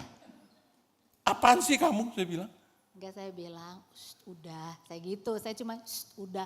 Karena dia Roy itu ngomongnya bukan nanya, kenapa dibuka semua? Begitu dia lihat, kok dibuka semua jendelanya? Jadi udah langsung begitu. Nah, saya sambil buka pintu, udah, saya gitu kan. Oh dia langsung. Jadi bayangkan Bapak Ibu ya, saya juga masih terus belajar. Itu kepada supir taksi loh. Dan saya harus belajar juga untuk ada kata-kata positif. Mestinya kan saya nanya aja Pak, kenapa dibuka? Mau tahu apa jawabannya dia? Buat saya malu. Pak banyak nyamuknya supaya nyamuknya keluar. Jadi dia punya niat yang baik. Dia punya niat yang sebetulnya. baik. Ya Bapak Ibu, itu nomor 3 saya sangat pengen karena saya juga lagi belajar kepada istri juga ya. Nomor 4, luangkan waktu mendengarkan tanpa menghakimi. Ya, anak atau pasangan butuh ruang untuk bicara tanpa langsung dikoreksi. Nah, ini juga harus kita lakukan. Kadang-kadang bapak-bapak nih, saya bilang ke bapak-bapak ya, kalau ibu bicara itu tidak semuanya ibu itu perlu solusi, benar gak sih? Ya kan? Tapi kalau bapak-bapak begitu ibunya sedikit ngeluh langsung dikasih solusi, udah pecat aja pembantunya. Padahal ibu hanya komplain, mengeluh. Ibu sudah punya solusinya sendiri. Yang ibu perlukan apa? Apa? Didengarkan. Komisi. Duit ya Pak. Yang ibu perlu apa? Didengarkan. Ya jadi ini luangkan waktu mendengarkan tanpa kami ini. Dan yang terakhir adalah, nah ini penting Bapak Ibu. Ya, berdoa dan belajar bersama. Libatkan Tuhan dalam proses pemulihan. Ya. Berdoalah bersama anak atau pasangan, bacakan firman dan beri contoh bahwa orang tua juga belajar. Tadi Ita sudah kasih contoh ya, bahwa kita juga sebagai orang tua bukanlah orang tua yang sudah sempurna. Tapi kita orang tua yang mau dibentuk oleh Tuhan. Ini langkah-langkah ini kelihatannya sulit, tapi sebenarnya tidak sulit. Asal kita punya hati mau melakukan. Ya, kita merasa bahwa saya pikir tadi mengakui dan meminta maaf itu sebuah big step yang penting. Seringkali pemulihan hubungan itu terjadi kalau salah satu pihak mau datang dengan kerendahan hati. Demikian juga dengan pasangan. Ya, kita mau rendah hati datang, lalu kita sendiri juga melakukan langkah-langkah perbaikan dalam diri kita. Bukan berarti gini, setelah kita datang minta maaf, terus kita menuntut. Ya udah, mulai sekarang kamu begini. Enggak, seringkali mulainya dari diri kita sendiri. Saya nggak tahu di sini tahu lagu Mulai Dari Diri Sendiri. Pernah tahu nggak lagunya? Ya, bahwa seringkali di dalam relasi kita nggak bisa menuntut orang lain. Yang bisa kita lakukan adalah apa yang bisa kita kendalikan, yaitu diri kita sendiri. Nah, demikian juga dengan ini. Mulailah dari diri kita mengucapkan kata-kata yang positif, yang afirmatif, yang membangun, yang memberikan kekuatan, harapan, mendorong orang lain daripada yang sebaliknya, ya. Dan terakhir Bapak Ibu, ini catatan penting. Ini bukan lari cepat tapi lari maraton. Ya. Artinya apa? Artinya butuh kesabaran, ketekunan dan konsistensi. Bukan kemudian datang ke seminar hari ini, besok segala sesuatunya beres. Enggak. Oh, harus gituin ya. Saya pikir suara saya keras kan dengeran ya. Tapi nggak kerekam ya. Nggak usah saya ulangin ya. Ya, tapi ini saya ingin ingatkan, perlu sabar. Ya. Setiap kata positif yang kita ucapkan adalah langkah kecil kita untuk menuju hubungan yang lebih sehat yang dalam. Jadi Bapak Ibu, jangan pikir macam-macam untuk membentuk satu hubungan yang baik segala macam. Dimulai dari kata-kata yang positif. Ya. Mungkin kita pernah tersandung di awal, pernah bicara dengan nada tinggi, pernah melukai hati anak atau pasangan kita, tapi perjalanan kita belum selesai. Selama kita hidup, kita tetap punya kesempatan untuk apa? untuk mengucapkan kata-kata yang positif. Dan Tuhan akan berjalan bersama dengan kita dan memulihkan apa yang sudah rusak. Saya bersyukur Tuhan kita itu adalah Tuhan istilahnya God of second chance. Allah yang selalu memberi kita kesempatan. Kalau lihat banyak kisah di Alkitab, ya kecuali dia sudah bebal mengeraskan hati berkali-kali diingatkan tidak mau, ya sudah hilang kesempatannya. Tetapi siapa yang masih mau bertobat selalu ada jalan pulang. Selalu ada kesempatan yang Tuhan beri. Nah saya yakin malam ini bukan sia-sia Anda datang ke sini mendengar mengenai hal ini. Mungkin Anda suka pikir, saya datang ya, saya pengen dengar aja. Tapi bagaimana Anda datang mendengar Tuhan yang berbicara, bukan kami. Bahwa Tuhan meminta kita mengubah hidup kita. Kata-kata kita terutama. Sehingga relasi bisa dipulihkan. Jadi memulai dari diri sendiri itu perintah Tuhan. Mengubah kata-kata kita. Jangan nih kayak gini datang pasangan terus saling menuntut. Mana kamu dulu gitu. Enggak, mulai dari diri sendiri. Kalau kadang-kadang saya udah coba dianya masih kayak begitu, biarin. Itu urusan Tuhan nanti. Ya, yang penting urusan saya dengar, saya terima, saya mengakui dan saya mau berubah. Itu yang penting. Ya. Pada waktunya kalau pasangannya masih belum mau, nanti Tuhan akan menolong dia juga, menjamah dia juga. Ya, bukankah keluarga yang punya relasi yang harmonis itu juga kerinduan kita semua kan? Bukan saja dengan pasangan tapi juga dengan anak-anak. Nah ini salah satu kuncinya. Bagaimana kata-kata yang kita keluarkan harus sesuai. Saya menutup dengan sebuah cerita waktu anak-anak masih kecil. Ayat Efesus tadi kami jadikan pegangan bersama di rumah. Ya, jadi di rumah kata-kata itu harus kami pakai sebaik-baik mungkin. Jadi nggak boleh ada kata-kata yang mengatakan kamu goblok, kamu jelek. Walaupun berantem kakak adik atau semarah apapun kami sebagai orang tua, tidak boleh ada kata-kata yang kotor, kosong dan sembrono. Ya, itu kelanjutannya dari Efesus 4 ayat 29 tadi. Gak boleh ada kata-kata yang kotor, kosong dan sembrono. Sembrono artinya kata-kata yang asal keluar. Nah kami mengajarkan ini anak-anak dari sejak mereka kecil. Efesus 4 ayat 29 dan 30 itu kami jadikan pegangan di rumah. Waktu itu kami bikin sebuah exercise dengan anak-anak. Ya, kami ada persekutuan di rumah, mesbah keluarga. Kami berempat baca firman Tuhan. Lalu kemudian kami beri mereka setube odol hotel. Ya, masing-masing di hotel kan suka dikasih odol gitu ya. Nah kami dapat odol yang cukup besar, lumayan lah, sedang segede gini lah, segede jari telunjuk saya ini. Kakak satu, adik satu. Lalu kami kasih koran di bawah, lalu kita bilang ayo sekarang kita lomba pencet odol. Siapa yang paling cepat dia yang menang.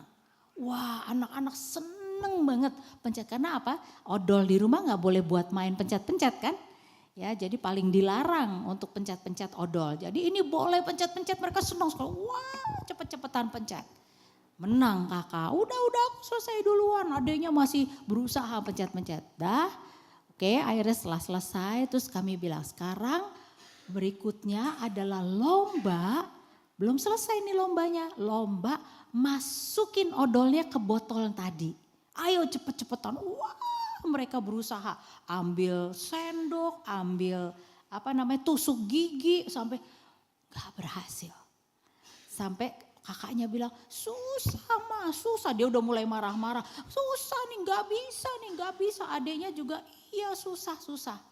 Oke, setelah susah ya, iya susah. Oke, kalau gitu lombanya selesai.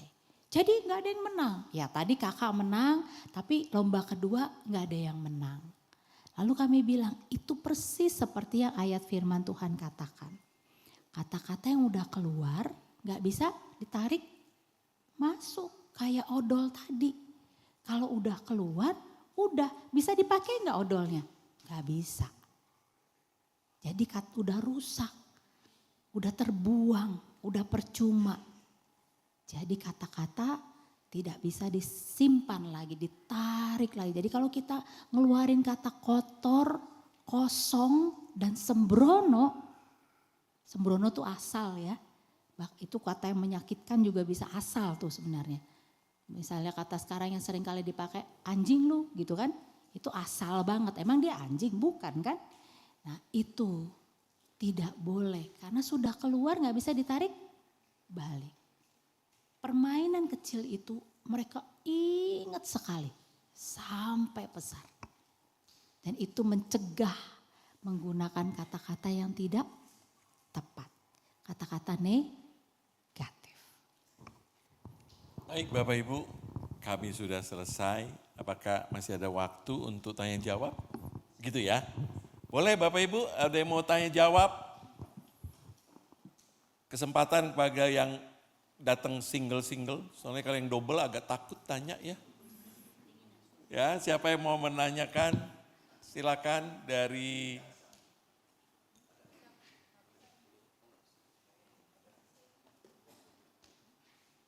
ada yang pasangan muda nih mau nanya, silakan. Atau pasangan yang sudah tua juga boleh.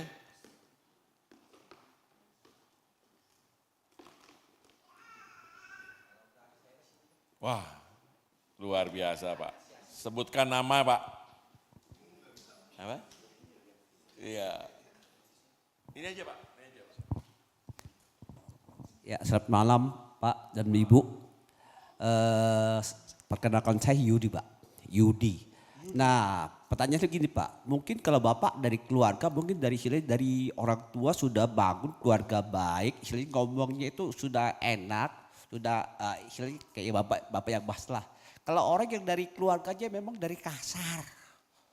Bagaimana kita istilahnya nggak dalam kamus saya kalau mau ngomong-ngomong kayak gitu. Bukti kita mau ngomong soal anak diam aja. Kan susah mau cari kata-kata gimana ya. Ya, kalau Bapak kan udah lancar ya dilatih kan dari keluarga. Itu bagaimana pertama, ya. Yang kedua gini Pak, apakah tadi cerita Ibu penutupnya, ya, itu ya. Kalau buat saya sendiri mengalami, ya. Justru orang kata-kata yang negatif menghina saya, justru saya ibarat tuh kayak pimpong atau bola bekel. Makin dibanting saya makin lompat makin tinggi, saya responnya. Ya karena saya dari kecil dikatakan Bapak kamu tuh gak bisa lah. Saya tuh diharap kerja di toko, nanti saya bisa jadi bos toko. Harapnya. Coba saya tuh banyak baca, jadi saya tuh jarang ngomong. Tiap hari baca Koping Home dulu. Jadi dulu ini panggil susu, baru panggil. Ah kamu mah gak bisa lah. Tapi saya jadi chief marketing 30 tahun. Jadi pendeta khotbah paling panjang. Ya maksudnya gini, terus satu lagi saya dihina juga, teman saya sendiri. Udahlah kamu udah sekolah tempatnya sekolah yang paling inilah, paling rendah lah. Tapi saya justru saya dihina gitu, saya buktikan saya sekolah saya anggap yang paling bagus buat saya. Saya buktikan saya bisa justru, gitu Pak. Saya justru merespon, jadi buat saya itu cara kita merespon nih Pak. Thank you Pak. Mau jawab dulu? Yang pertama. Yang pertama kalau dari pabriknya udah Kasar. jelek, ya hasilnya juga jelek. Ya. Gitu Pak ya. Ya. Itu makanya ada apa ya? Bagi saya kayak ada satu cycle yang diputus gitu. Apalagi kalau kita di dalam Tuhan. Ya. Kalau kita di dalam Tuhan, maka ketika Tuhan hadir dalam hidup kita, maka akan ada itu perubahan itu. Saya bukan mau melihat kalau tadi Bapak bilang Bapak atau saya udah dasarnya bagus, enggak juga. Bukan berarti keluarga saya kasar, tidak. Tetapi misalnya tadi kata-kata negatif, kata-kata yang merendahkan, saya cukup sering menerima ketika masih kecil. Ya, saya nggak nyalahin, setelah saya besar, setelah saya mengerti, saya nggak nyalahin. Karena ibu saya juga produk dari keluarga yang begitu. pohon keluarga istilahnya. Pohon keluarganya memang kritiknya tinggi sekali. Dan dia akhirnya hidup dengan kritikan juga, dan itu dia cerminkan ke anak-anaknya juga, dikritik semua anak-anaknya. Ya saya mengasihi ibu saya ya, saya melihat banyak hal yang baik juga dari ibu saya.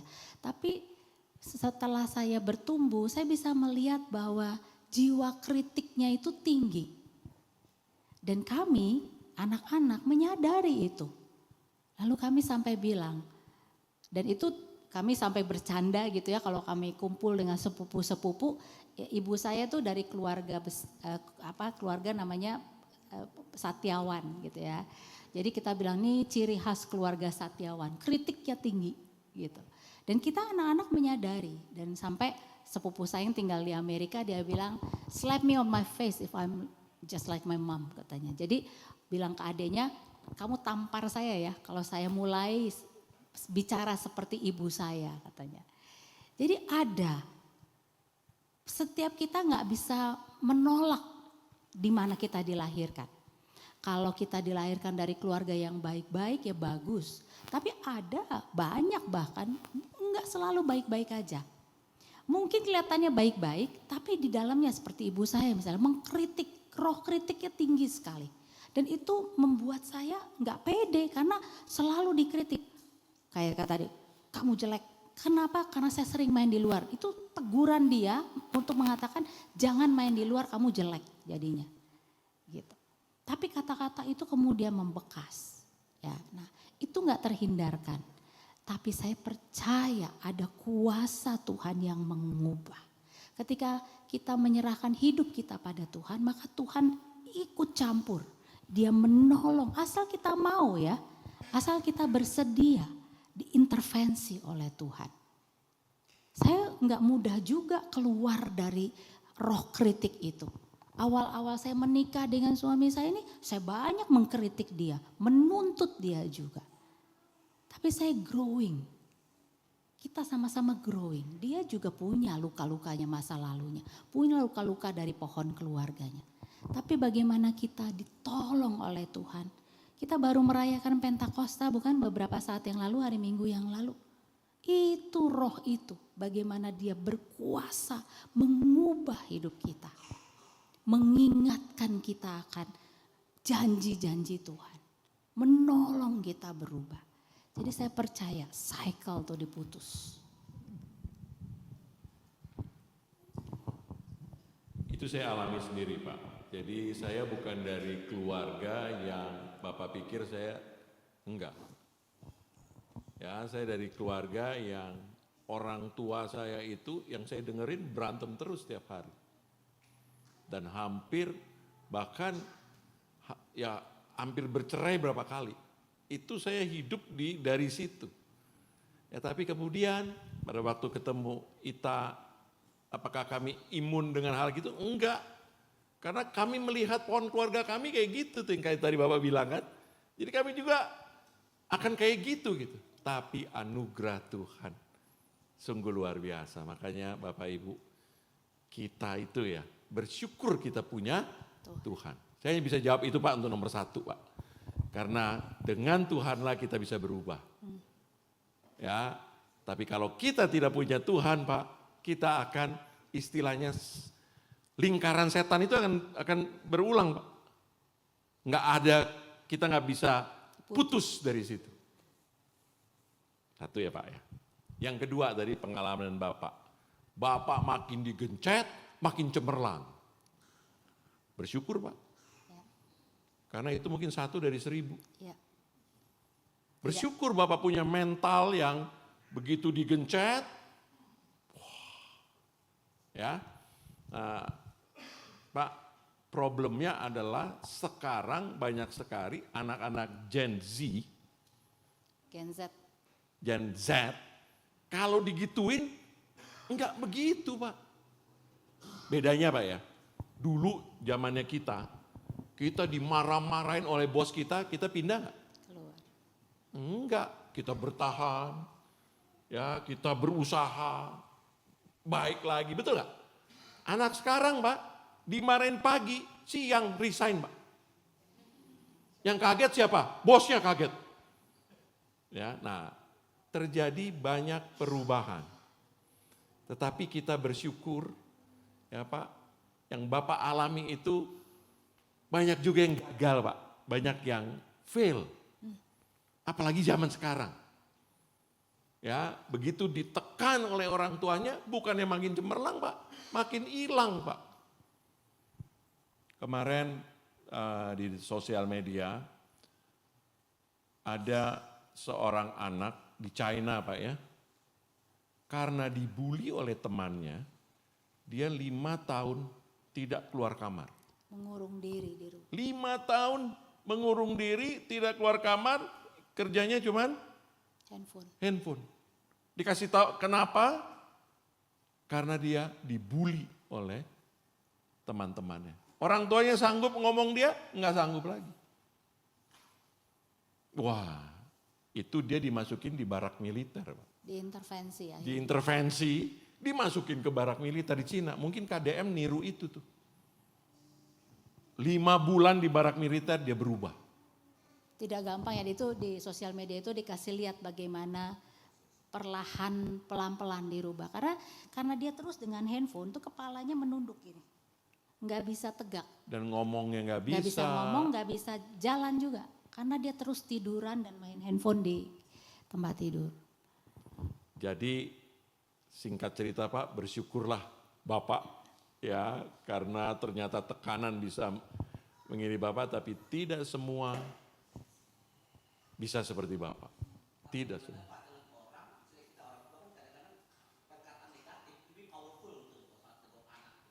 Salah, ternyata tidak. Ya. Dia diem kan? Diem terus dia Pak. Iya, kita menganggap perkataan negatif lebih powerful. Ternyata tidak sama sekali. Psikologi sudah membuktikan. Ya, Anda pernah itu kan lihat di sosial media atau di mana tanaman, 2 tanaman sama-sama, jenisnya sama, besarnya sama, umurnya sama. Yang satu dikasih kata-kata positif, yang satu dikasih dimarah-marahin tiap hari. Disiram, dua-dua disiram, dapat matahari. Tapi yang satu dikatain terus, diomel-omelin.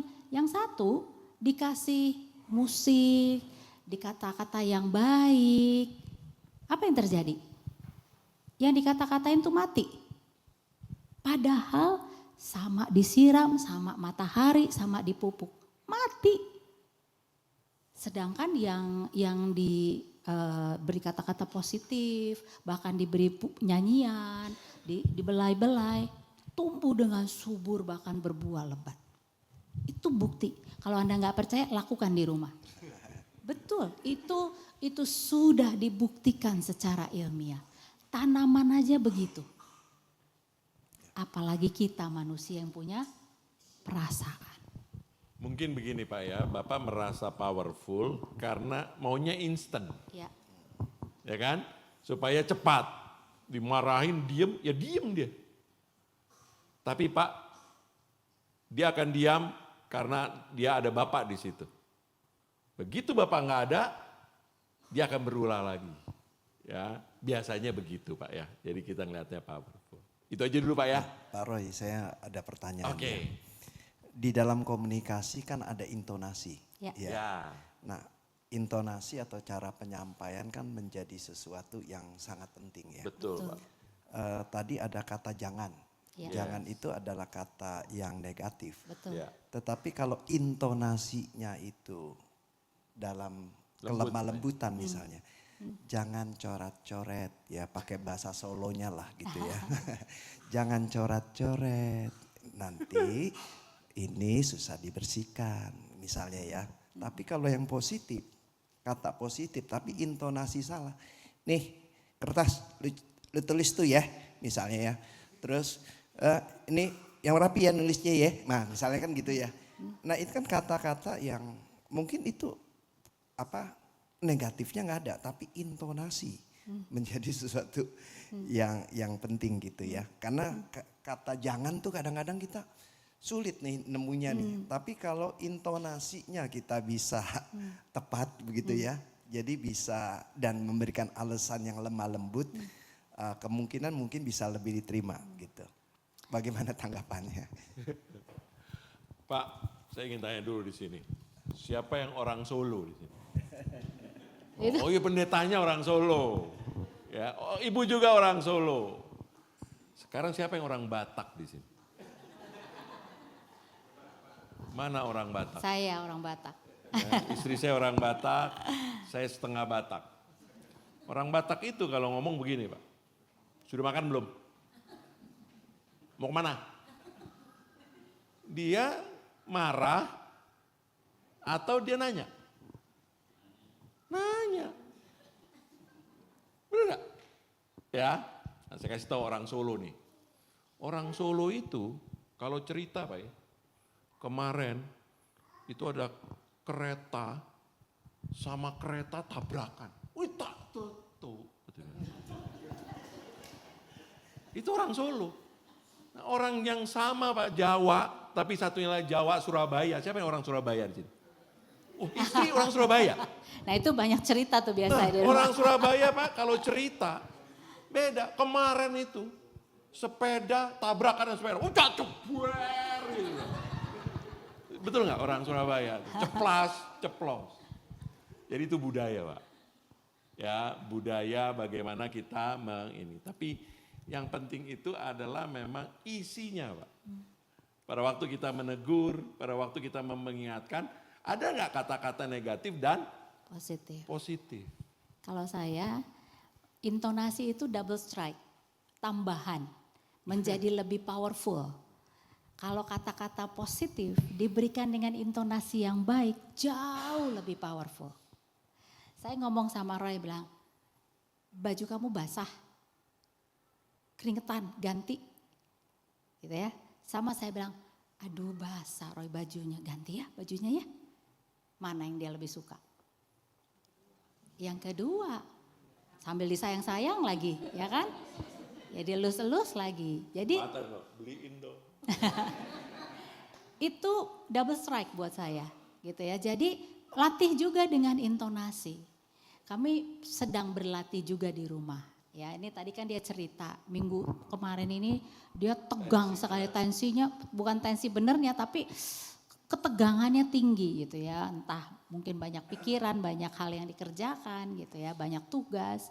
Gitu. Jadi saya selalu berusaha ketika kami ngomong dia mulai tensinya udah mulai nadanya naik, saya bilang tone down, tone down.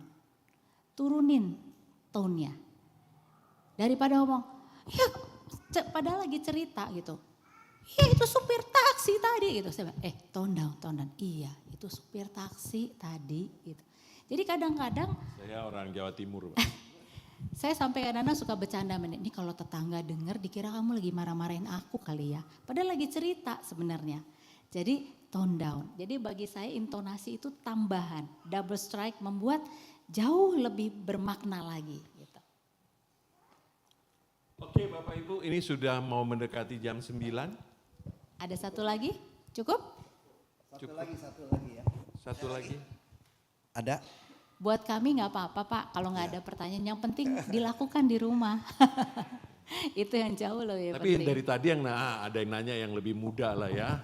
Dari tadi yang nanya yang sudah berumur. Sekarang ada yang bertanya yang lebih muda ya. Saya mau tanya Bu, bagaimana cara mengubah cara pandang seseorang yang selalu berpikiran negatif sehingga dia nggak selalu menuduh.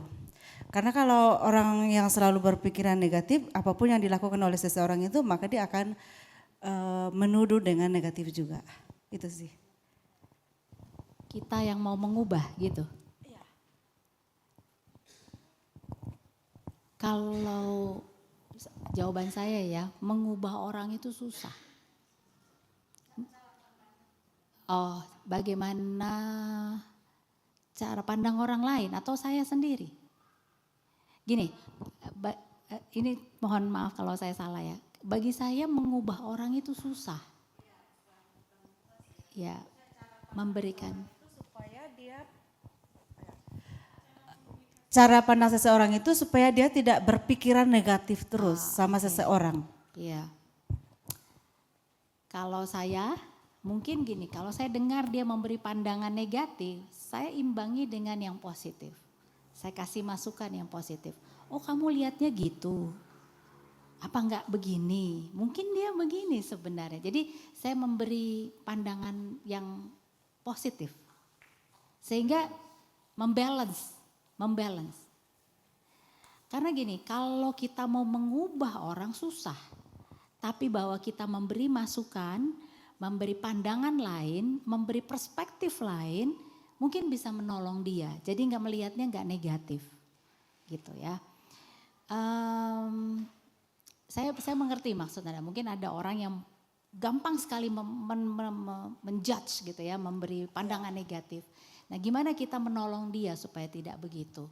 Yang pertama memang harus dari dirinya. Tapi kalau saya di posisi sebagai temannya, mungkin saya akan bilang, oh masa sih? Kalau aku ngelihatnya begini, jadi berikan pandangan yang positif itu. Sehingga tidak terus jatuhnya ke negatif. Itu mungkin perasaan kamu aja, belum tentu begitu. Misalnya ya, kalau dia menuduh atau apa, itu mungkin perasaanmu. Mungkin bisa juga enggak begitu kan, gitu. Jadi beri masukan yang positif juga kepada dia. Gitu, ya. Terima kasih, Bu. Iya. Satu lagi. Ya. Maaf ya, saya pakai waktu sedikit ya. Pertama-tama tadi kita membuka dasar firman Tuhan. Dan saya tertarik di perjanjian baru tadi. Karena pikiran saya dulu itu jangan keluar kata-kata kotor itu, kirain kata-kata kotor itu isi ragunan, memaki itu ya. Nah terjadi sama anak saya, ini penting sekali ya, butuh banget sama saya. Pertama-tama sifat anak saya ini yang pertama anak saya, orangnya keras ya. Artinya kalau ditegur, diajarin susah. Nah, saya dari kampung itu ajarannya dari pohonnya kali ya, keras. Dikit-dikit dipukul, dihajar, apa-apa. Saya maunya menerapkan ke anak saya begitu ya, supaya sifatnya ke depan bagus, karakternya bagus. Apakah salah seperti itu?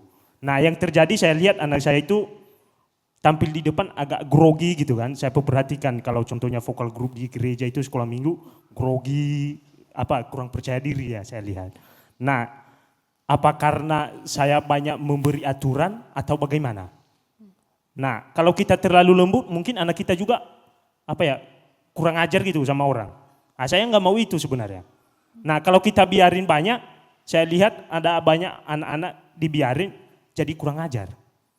Nah, kalau kita banyak jangan-jangannya, jadi mentalnya kurang gitu ya, grogi menghadapi orang gitu. Bagaimana cara kita di situ? Kamu? Oke. Pak, kalau saya harus jawab itu ada 17 kali pertemuan, Pak. Ya.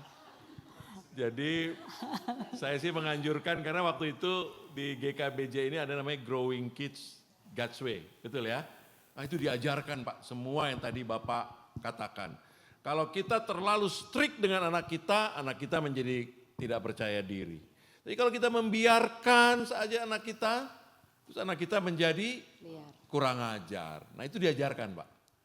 Jadi kalau Bapak Ibu bisa tahan 17 hari bersama saya hari ini, jadi saya anjurkan Pak, lebih baik memang ikut yang Growing Kids God's Way. Itu bagus sekali Pak.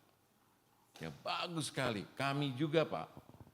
Karena gini, kita kan yang tadi Bapak bilang, di mana sih kita belajar menjadi orang tua itu dari mana? Dari mana kita belajar menjadi orang tua? Dari mana? Dari turunan kita, betul nggak? Orang tua kita. Yang seperti tadi Bapak bilang, Bapak saya hajar saya harus hajar anak. Betul nggak? Ya. Kalau saya dulu agak terbalik Pak. Dulu tuh ya orang tua saya itu, dia nggak main hajar-hajar Pak. Tapi dia tidak bisa ngomong dengan saya. Nggak bisa Pak, dia berkomunikasi itu nggak. Saya baru bisa berkomunikasi dengan papa saya setelah saya menikah dengan istri saya. Karena papa saya heran gini Pak. Papa saya kok dengan orang, dengan anak orang, dengan orang itu bagus banget. Tapi dengan anak sendiri enggak.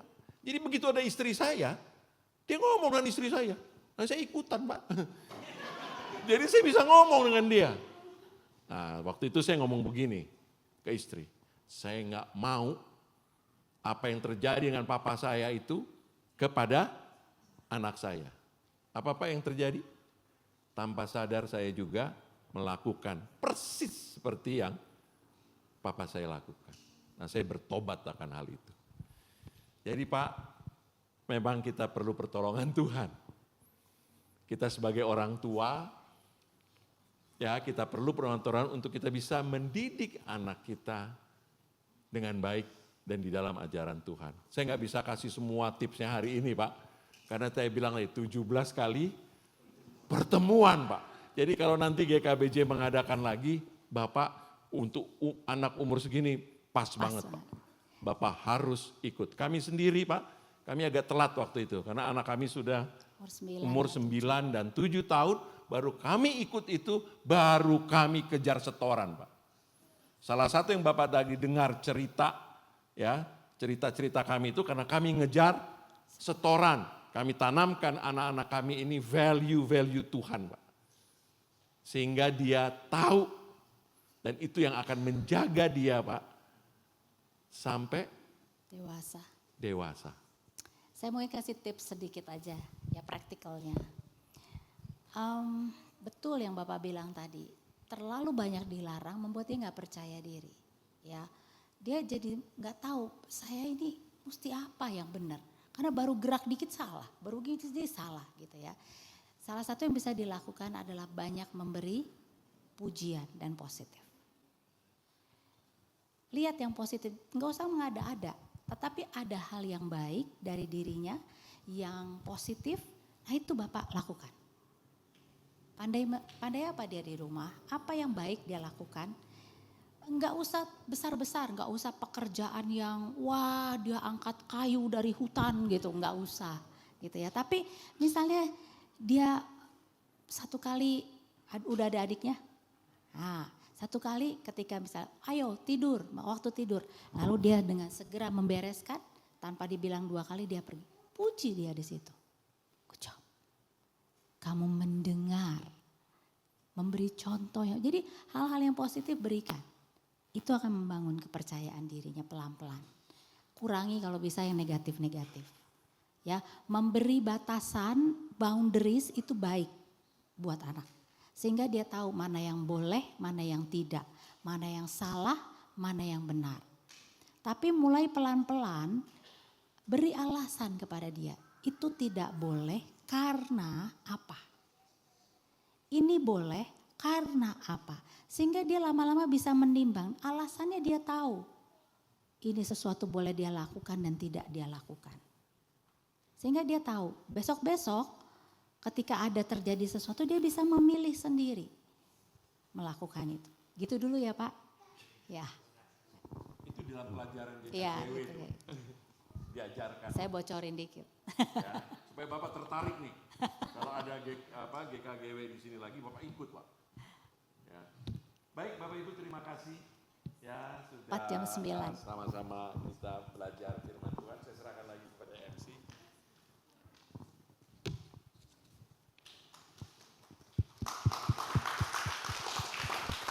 Ya, terima kasih untuk Pak Roy dan Ibu Ita yang sudah memberikan kita pembelajaran yang baik ya buat keluarga kita, untuk anak-anak dan juga untuk pasangan kita. Kiranya semua kita dapat lakukan dalam kehidupan kita sehari-hari, mulai dari besok ya.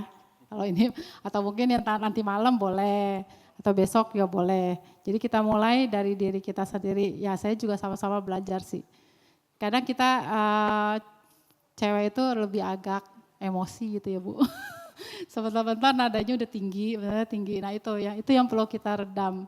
Kita masing-masing sama-sama belajar dengan hasil malam hari ini. Mari kita tutup malam hari ini dengan lagu Bapa Terima Kasih.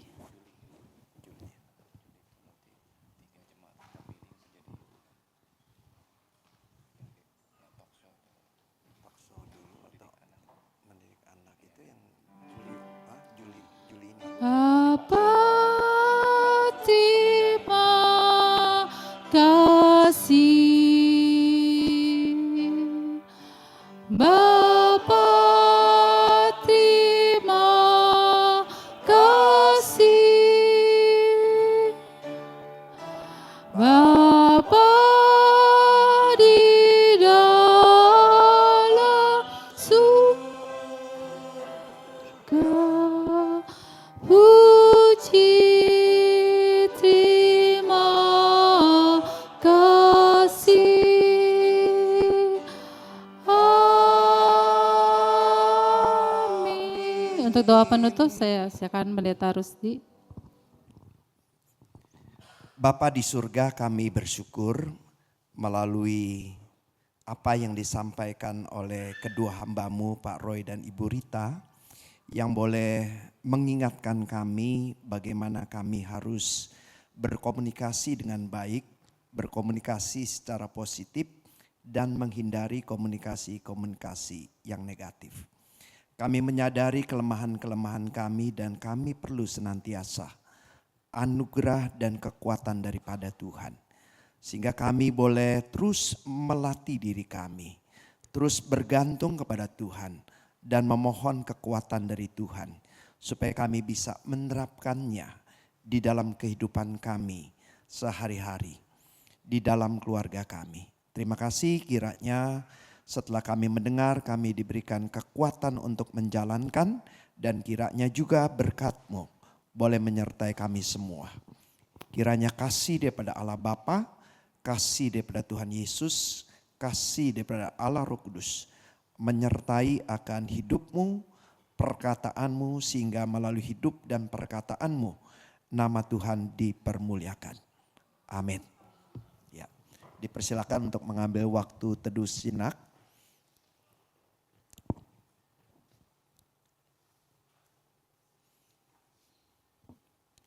Ada.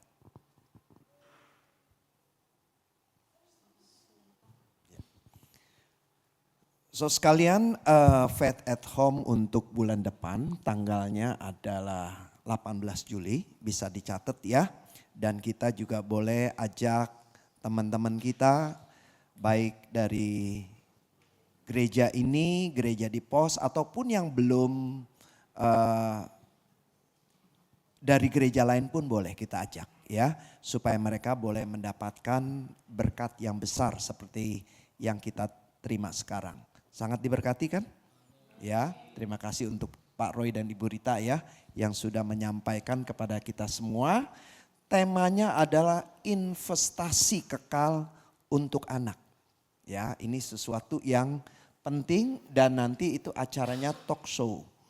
Ya, talk show ada beberapa narasumber yang boleh dikatakan ketika mereka mendidik anak mereka, mereka mendidiknya dengan sangat baik. Ada nilai-nilai yang mereka tanamkan kepada anak-anak mereka dengan baik.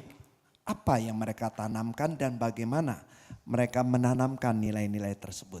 Ya, jadi jangan lupa Faith at Home di bulan Juli tanggal 18. Sampai ketemu bulan depan. Tuhan memberkati kita semua. Boleh dipoto dari sini ya. Dari atas ya ke bawah ya.